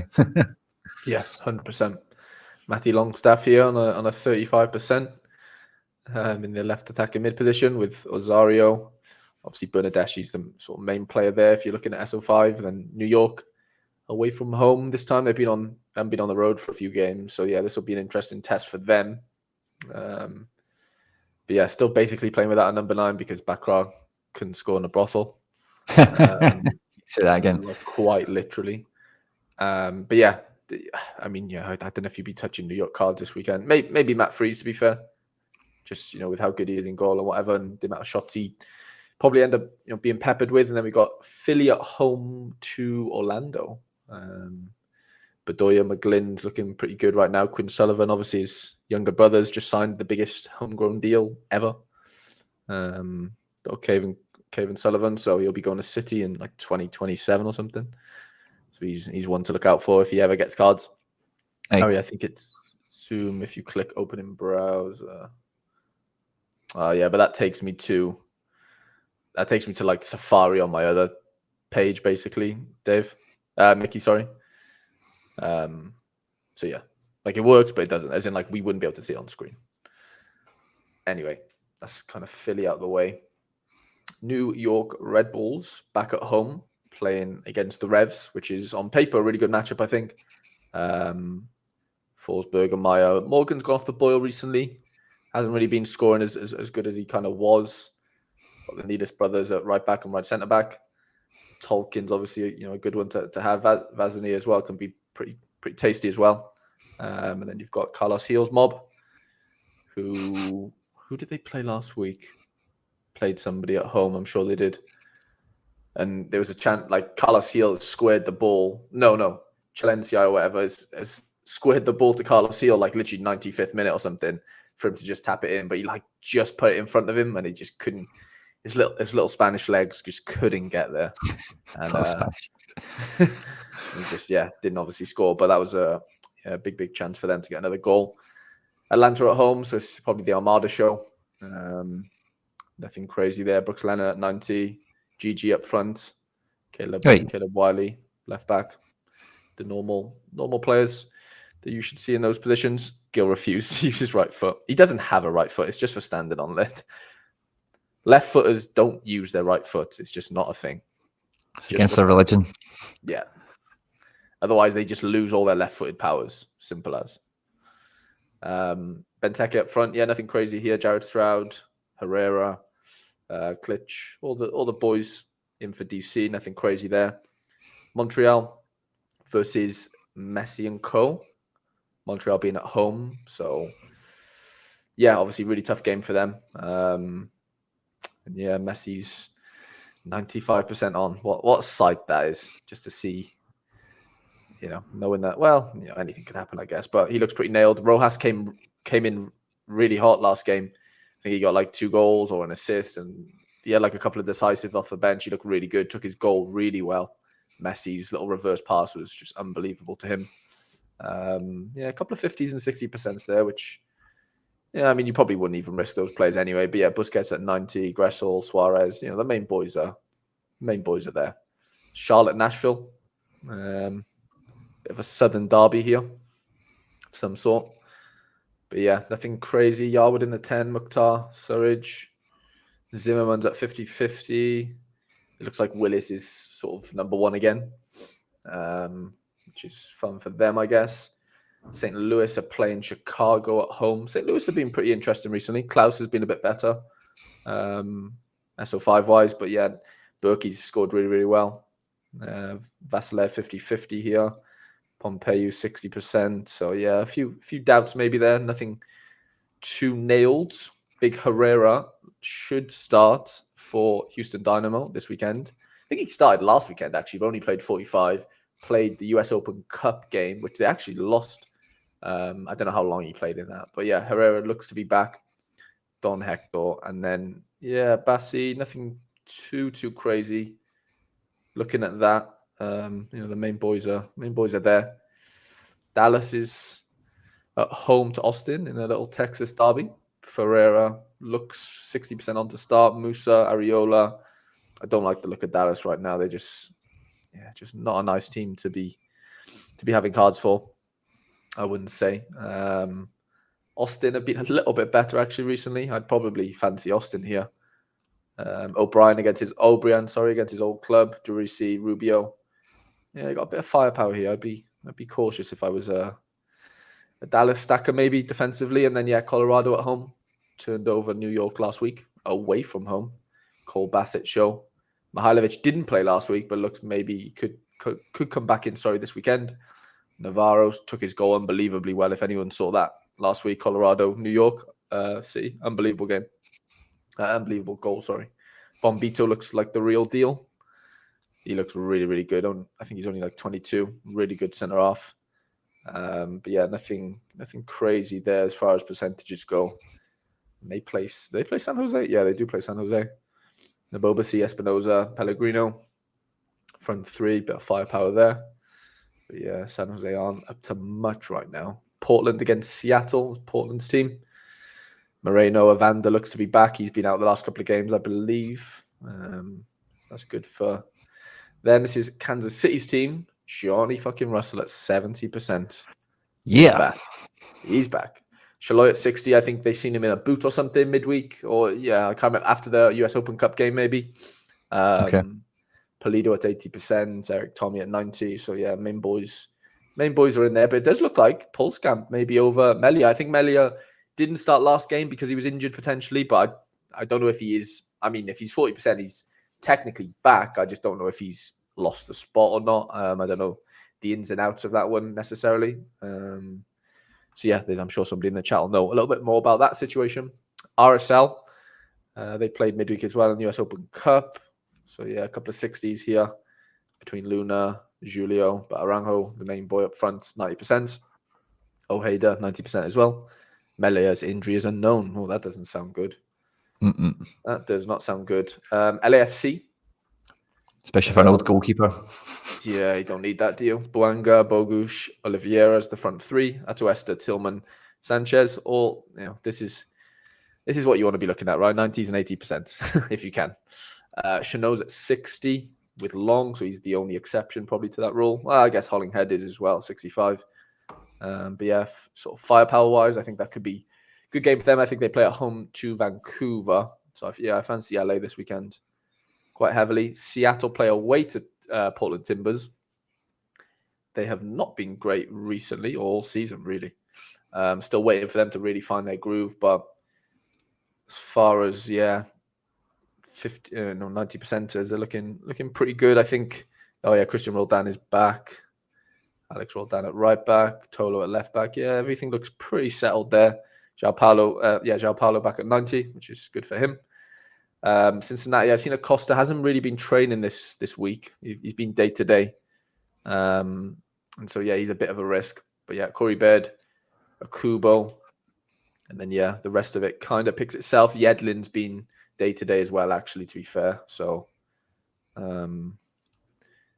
an eye on that one. Charlotte, we saw Capetti has left to Rosario. Yes, so big Patrick. Big moves getting made there. Yeah, he looks like he's the number 9 for now. And then Vargas has just signed a new deal, but he's at 50% here for whatever reason. Well, I guess he's 50% left wing, right wing, 40% left wing. Ashley Westwood leading the boys out there. But nothing too crazy to highlight there. Shaqiri at 60% for Chicago. Cypers at 90%. Gutierrez 70%. Chris Mueller 90%.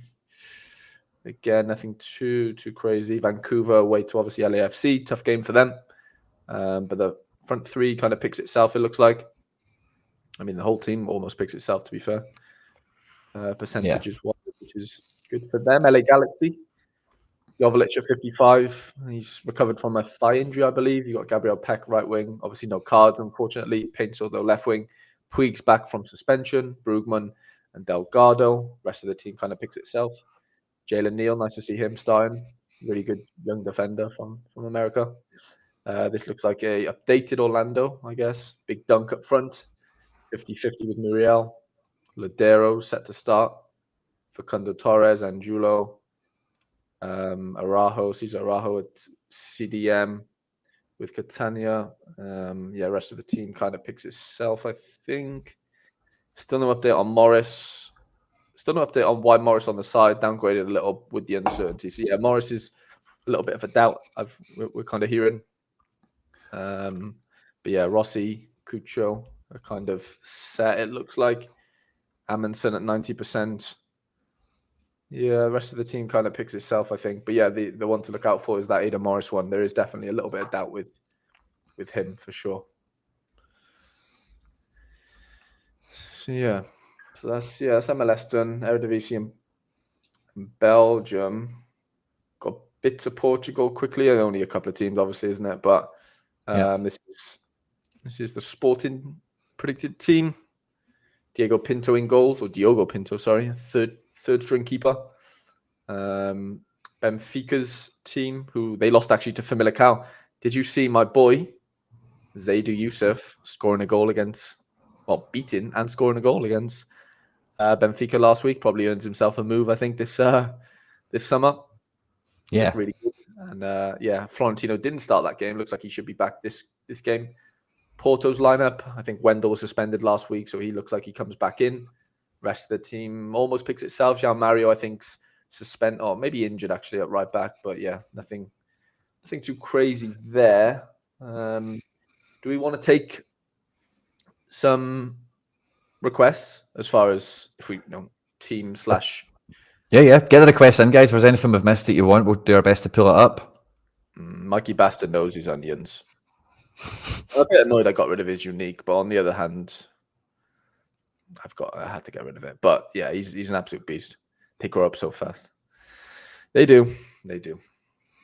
But any requests, obviously I might not be able to fulfill every single one of them, but there is, we do have predictions for quite a few things. So in this Discord specifically, but then if Quinny has anything on that, on the Mr. Bean thing as well, that we can look into.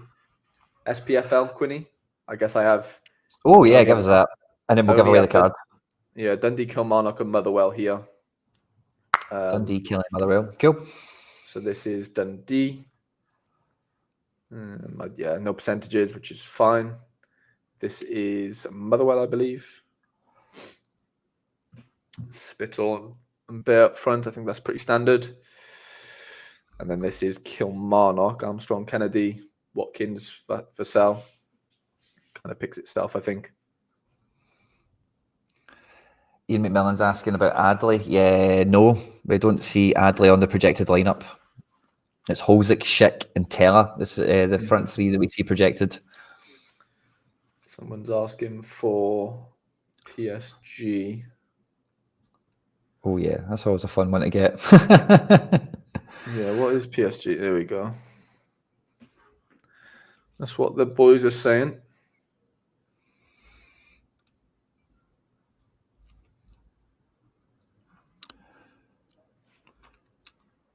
Kang In Lee, Ugarte, Barcola, Muani, Mbappe, Mukiele. Ooh, Mukiele's on to play. Is that a good percentage, Harry?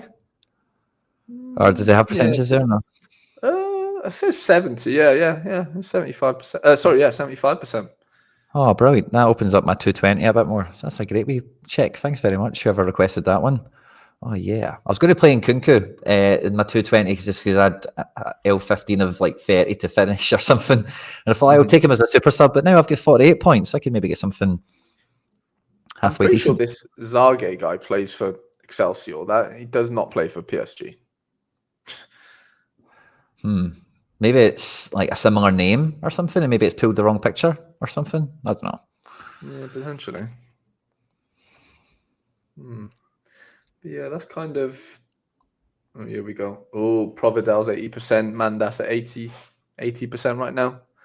If anyone needs to know that. But yeah, there's a few nice little people have thrown in their sort of random teams in here. Random leagues and teams. Right, well, we do have a card to give away, so let's do that. Now we're giving away a rare Martin Boyle. We've hit the likes. There's over 100 of you that have smashed that button and got the reward box locked in for us all in the non-DNP good juju.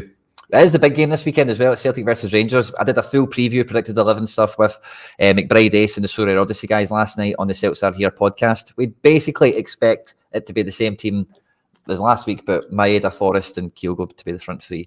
But we're giving away a Martin Boyle in the SPFL. He also wears the green and white, and they are playing Aberdeen.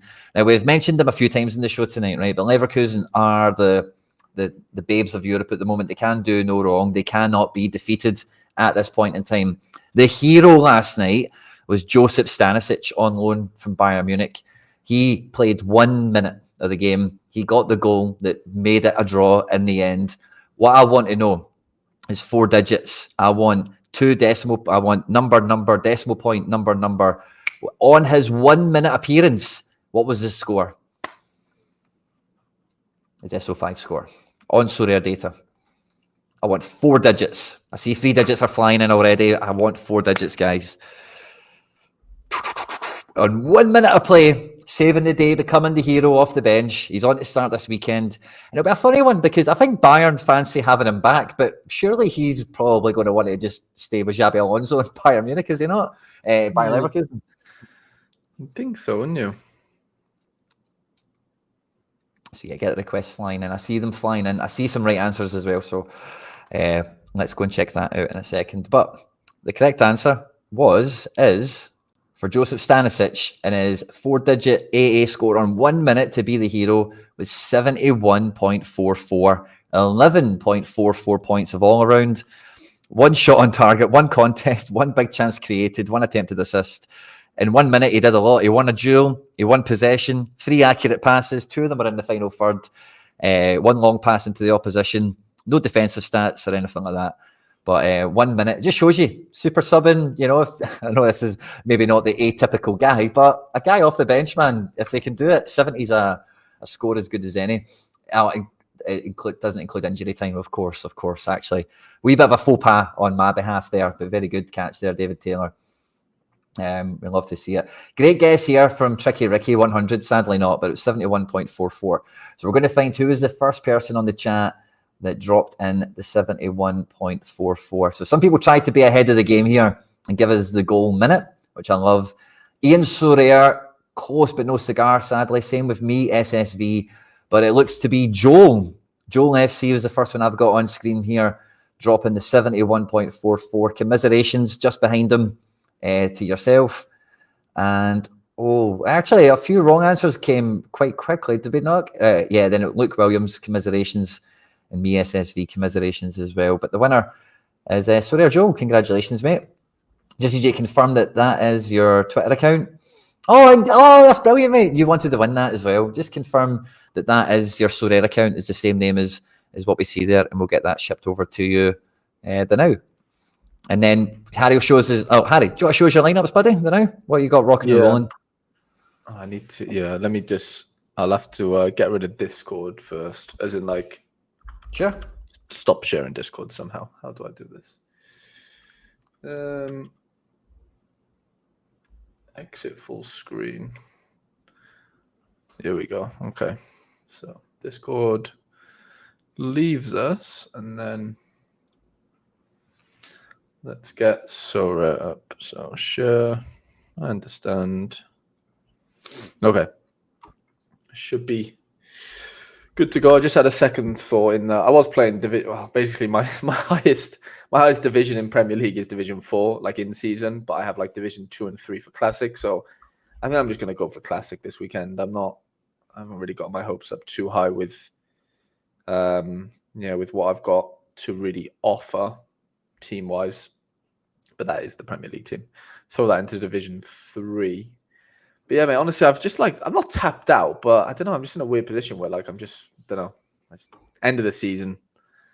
I don't know. It's just getting to me. But yeah, I'm going for in-season Division 2 in Champ. I did see on MPen's Twitter, he mentioned like some of the movers as far as like Sorare have like changed the cash distributions this weekend in some places. So like Division 3 champion, or maybe, I can't remember. Yeah, it was definitely rare champion somewhere in season. They've taken off like $1,000 basically from one of the divisions. I'm pretty sure it was Division 3. I could be wrong. So yeah, that's kind of that challenger. Sorry, I don't know if the Brazil games are going to go on. I've seen Sorare Brazil tweet earlier something about like the government have kind of said to the Brazilian league like stop playing basically. So I don't really know what's going on there. And if that's the case, then I won't have any Super Rare teams for this weekend, bar my 240, because my Belgium goalkeepers are basically dead. And then if Jardim doesn't have a game, then we could be toast. But I'll throw that into Division 2 just in case. I'm not going to play in Division 1 and then get relegated and then just completely lose my head because the game was cancelled. So I don't mind losing a Division 2 spot because I have another one somewhere. That there it is down there. So anyway, rare in season team, Porto boys. I bought in Dries Mertens last week. Managed to win a bit of cash with him in the first week. I sort of bought him, which was fun. Which was nice. We're throwing that into Division 1. Division 1 Classic with Forsberg, Ferreira, Big Sean John, Lafise and Bates. I'm just in a weird position right now. I'm just not happy with how it kind of looks because Acosta's might not play, so I'm playing him into Division 3, and then my only other team is a Division 4, so I'm just having to throw in all my supers basically into those positions because I don't really have anywhere to play them because of my goalkeeper situations right now at Super level, which is really annoying. And then we've got a couple of rare lineups, a couple of all D2s, D4, D3, D2, and then Road to Glory. Nothing too crazy going on there. A couple of games tonight as well, so I'm sure the Friday curse will come and get me somewhere. If Layson does play, I'll throw this team in. But again, it probably isn't a team because of him. And then, under 23 limited for the Road to Glory. Should play. Double Yuito Suzuki captain there. Nice little vertical stack. And then 240, which was the first lineup I made, is this, sorry. I don't know. I'm still contemplating. I'll let the chat maybe not decide, but I definitely want their input. I had Badia Shield instead of George Campbell. Obviously, Campbell has a tough game, but like he's Campbell playing Messi. Yeah, he is playing Messi.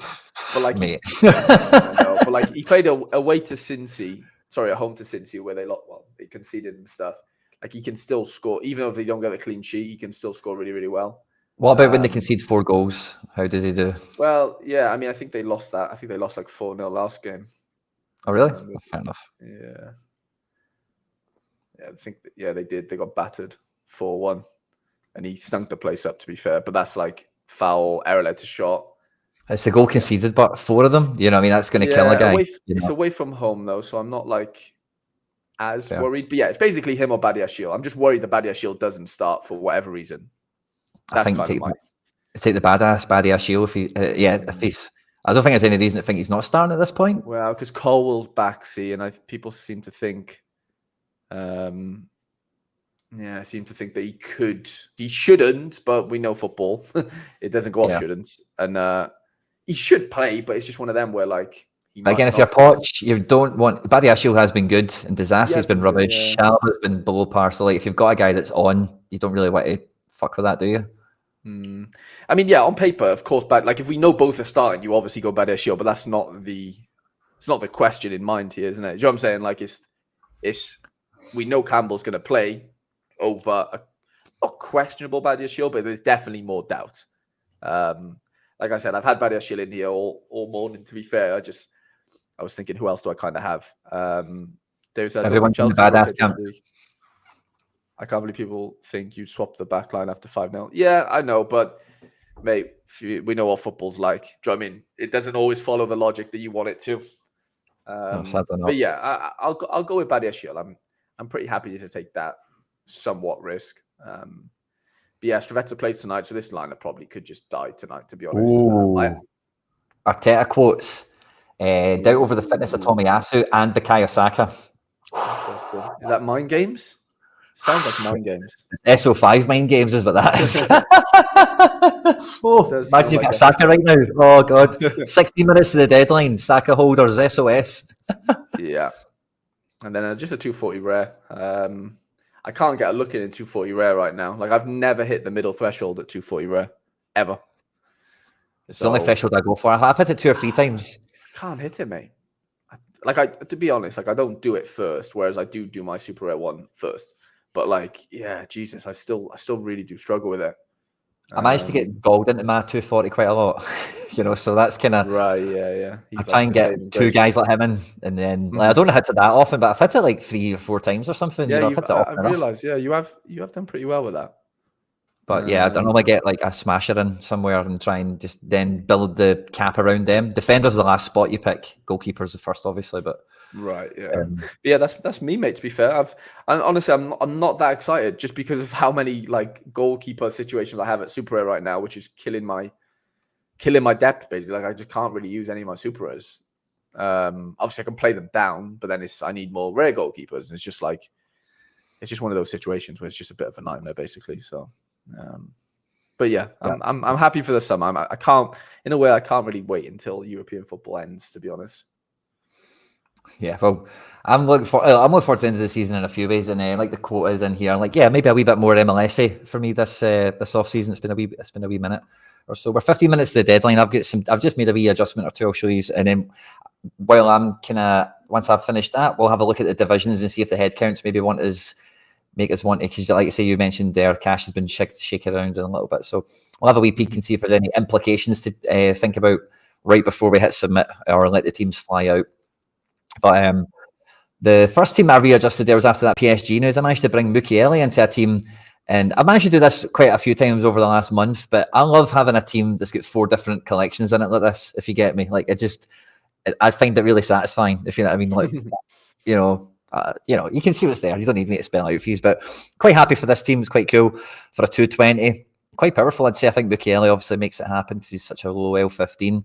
This is my 240 effort this time, Harry. This is mid-target, Yeah, that's so nice.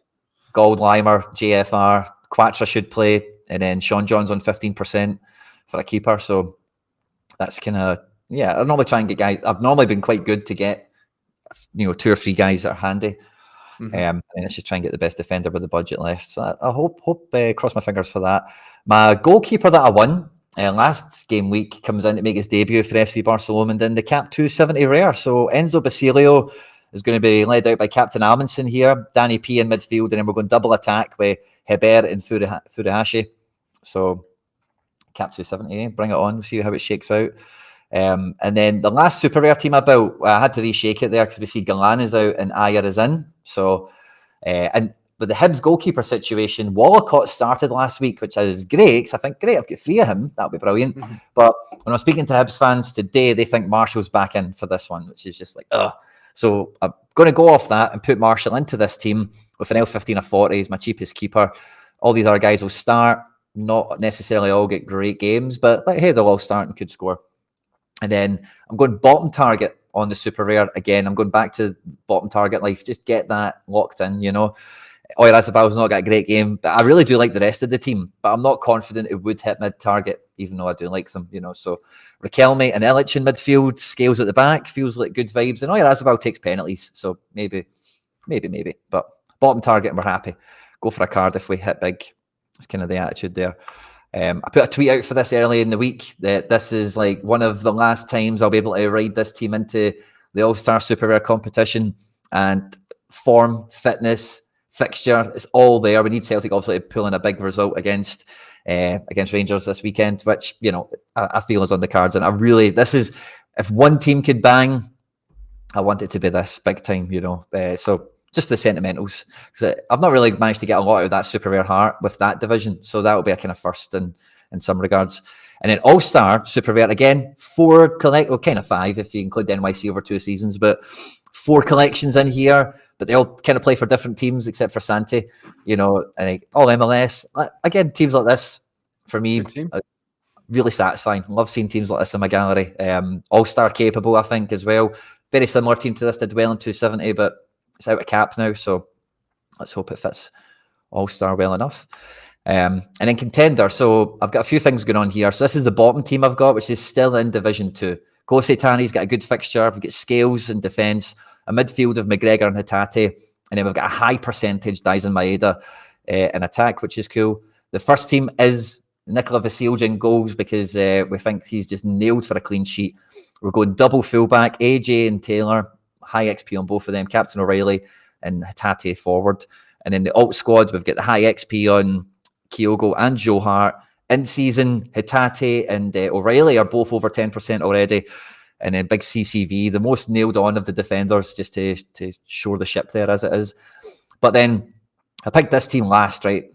If Wallacott plays, he's going to be next to Ralston, who probably won't play, Iwata, who probably won't play, Palman Yang maybe come off the bench. But I've just put this in as maybe imagine they all come off the bench and then he started for Hibs. Maybe they could squeak in and get promoted. That's all I would care about, So yeah, maybe a wee training effort. And then I managed, because I've got the goalkeepers and I won that Pablo de Blasis last week, I've got a spare super rare Taylor, kinda. So I've got an in-season team that might pack a punch with Maeda in attack, Captain Forrest, and Joe Hart in goals here. So I'm not really that excited about this team. I really wanted to get promoted, but then I might play that in-season 1 or 2 more times before the season finishes with a wee bit more vigour. But we throw it out because it can be a good team and maybe it smashes. But yeah, it's all about Kyogo, Rio, and O'Reilly, I think, across most of these teams. And if we can get a clean sheet against Rangers, then it is just going to be party time, but I'm not holding my breath over it. Now, Barcelona ball got promoted back into D1 last week, and I'm stuck for a striker, Harry, again. Becker, we know's the man, but he's playing Barca, so I've went with Becker. Take's 50-50, so I'm not using him. And then outside of that, it's like Moussa Diaby, Memphis Depay, Tati Castellanos. Nobody really that amazing at the moment. But the defence, the midfield, the goalkeeper, all looks great. I'm just worried that Kubo against his ex-club, though, Quinny. Spent 4 years at La Masia. I know. Surely he's a better bet than Becker, isn't he? Oh, I don't know, mate. Becker's L5 is pretty disgusting. Especially for starts. 92 in a 2-each draw, double decisive, 28. He's playing Barca, though. Off the bench, I know. But he's big, he's powerful, mate. He's in form. Should have played him last week. And Take, I think I have a wee peek at Take. I have put him into training. I would like to use him, but I'm not but I don't really want to use either one of them, to be honest with you. Right, Take, I know he's got it in him, but he's not been doing it in the last couple of weeks. And Barca's not a game I think you say, oh yeah, I know it's former club and stuff. Last time against Barca, he did 58 on all around and 90 minutes played. I still think he's getting 90 minutes in this one. And that was at home. Do we have last time at the new camp? Let's have a look here. Yeah, last time at the new camp, they won 2-1. He came off the bench and didn't do too good. So 32 minutes played. That's not a great barometer for anything. And then do we see the time before that, just for the last little bit of data? I'm curious to see. Maybe I've went by it. Maybe I've went by it. Yeah, Cal, he was at Real and Barca, which is mad. Yeah. Played for both. Yeah. Yeah, Forest over Kuhn is the main kind of shout. So yeah, I've went Taki with that. I went Becker, I beg your pardon, over Taki. So I just think he's going to get 90 minutes. He's more likely to get 90 minutes. He's in form. He's got everything kind of ticking for him. And this is my big team, I think. Girona are playing tonight. I know I can get Kuto. I know I can get Sakanikov. Aliesh maybe gets a bit more attacking AA. Goretzka is the man in midfield, obviously. Sorare has got the fixture and goals. I know I said what I said about the All-Star team, but this is a team that FC Barcelona, like if you were to speak to the club directors and the people that set targets for the club and all the rest of it, this is a division that they care. This is like Champions League. This is what they care about, whereas I'm more about beating Rangers. So we want to see this absolutely smash, of course. And then this is why I love multi-entry, right? Because every one of these players individually could smash, but they don't all have great games, and you kind of still want them to have them in a good team where they could do something. The only sad thing is it's a Division 3 entry rather than a D2 or a D1 or something. But Cunha playing Palace, Quattro, Skorupski in Italy, Mendes playing Barca, Christie playing Bournemouth. You know, they can all get 10 AA, and then it's just hopefully a few of them get decisive. But it's tough games, so it's hard to say that. Yeah, I love that. It's a nice multi-entry effort. I like that, you know. So that's how I'm kind of shipped and shaped. And then I think I have got all my training in. So I'll just put it on screen in case you think there's a glaring omission here in terms of many rares like Take's and training. I don't think there's anyone else that really went into training that I thought, oh yeah, maybe Goretzka, but I've went with Limer because he's cheaper. Limer's a bit more attacking. But yeah, that's kind of where I'm at. Okay, I get it. I probably will be drinking a little bit tomorrow, so I won't have my car tomorrow, which means I'm a bit freer. McGregor in training. Why is that breaking news? I hope it's no. Why is that news? McGregor wasn't shocked and disgusted. I'm so confused what's going on with the chat now. But yeah, no car for me tomorrow. So yeah, I might have a wee jar or two. Maybe in Merchant City or the East End of Glasgow after the game. Maybe before it. We'll see how early I get up in the morning. But yeah, no, I'll definitely I'll be going to the game with me and McBride will be attending. I think Thiago's landing in Glasgow later today, so he'll be going there. And I don't know who else Sorare picked up a ticket, so it should be a good one. I'm really looking forward to it. The sun is out in Glasgow as well today. Like I've got shorts on. It's happening, you know. Like the sun is out. We can feel warmth on our skin. It's fantastic. And apparently, it's meant to be even warmer tomorrow. So it's got everything, you know, it's all coming together. Which I love. We're 5 minutes to the deadline, guys. Any requests for something, feel free to throw it up. I was eager to look at divisions. Sorry to talk over you, Harry. I'll stop talking in a second, but I'm just want to put a wee division head count up to see like Champion Classic, maybe. What's the interesting thing to look at, maybe, with these head counts? And I mean, it's interesting though, isn't it? Because everything's percentage based as far as if you look at just raw cards, 47 cards for like, let's just call it 750. That's like what's that? That's like a 5% card ratio, right? Roughly. That's in season, sorry. And then obviously boxes as well. But yeah, it just feels like. Wow. So D1s get 750, D2s 1,750. Yeah, for 95 cards. But yeah, that's still mental, isn't it? Yeah, what's D3? I can see D3, I think, if I register. Or is it D4? Oh, that's in season. Yeah, let's hit this. It'll be D4 or something, won't it? But can I now just delete that and then see if... They did change it. They did change it. Yeah, just go... Scroll down, yeah. Oh, you can... It's weird. Where was it? They did make it... They did put it somewhere. Maybe if I click on this... Yeah, normally if you click... Oh, normally it says view prize pool, but now it says view leaderboard. Okay. Yeah. Oh, there we go. And we've got it all right at the top there. So D4, this is classic, 770, 720 in the top, and then it's a big bathtub in the middle. 16 and 1700.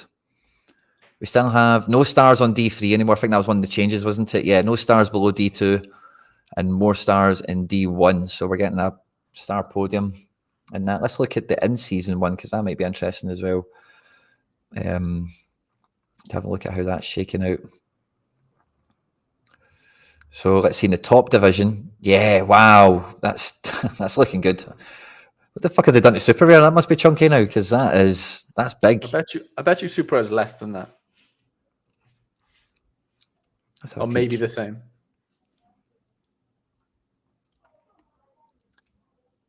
That's it is chunkier. Wow. Okay.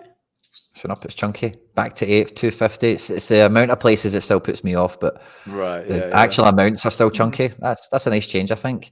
Bottom division has been killed, but hasn't it? Look at D3 Super Rare. It's like, imagine winning it. You're like, oh god, especially if we can score. 59 participants. It's not even like a 10%. It's almost it's like a 6% of participants probably. No, it would be 10%. It would be 10%. Oh yeah. Sorry, yeah. Fine. Yeah, it would be 10%. That's interesting. Okay. I'll go back and look at that rare one, see the head counts, tells us anything. And we'll look at we're 2 minutes to the deadline. So yeah, we've got 400 in D4. That's interesting. 416. The amount of money here, but is way less, isn't it? At least it's, if you've got a team that will punch, but at least you'll probably have a good shot at getting it. And D3, it's way up. Participants is double. The amount of money is kind of double. At a glance, it's not quite double. 70 turns into 100 places. How many places in D4? Sorry, 40, is it? Yeah. So more than double places, but then amounts change a wee bit as well. So that's a decent climb, isn't it? And then D2, we've got 900 participants, so we go up by not by much actually, 90 places again. So it's probably people are fearing D2, maybe putting their teams in D3, maybe. I don't know. And then in the top division, 400. Mate, how many classic teams is there going to be next season, by the way? So how many was there in D2 Classic? It was 1,700 in Champion Div 2. Yeah. 30 seconds to the deadline, guys. Make sure your teams are in. Make sure training's in. What does that get to? 3,000? Sorry, I panicked there. What were we looking at? Classic. So Classic D2, there was like 1,700 lineups. 95 cards. Like next season, that probably doubles, right? Roughly. Well, you're still, like me and you still can only play 3 teams in it. So. Yeah.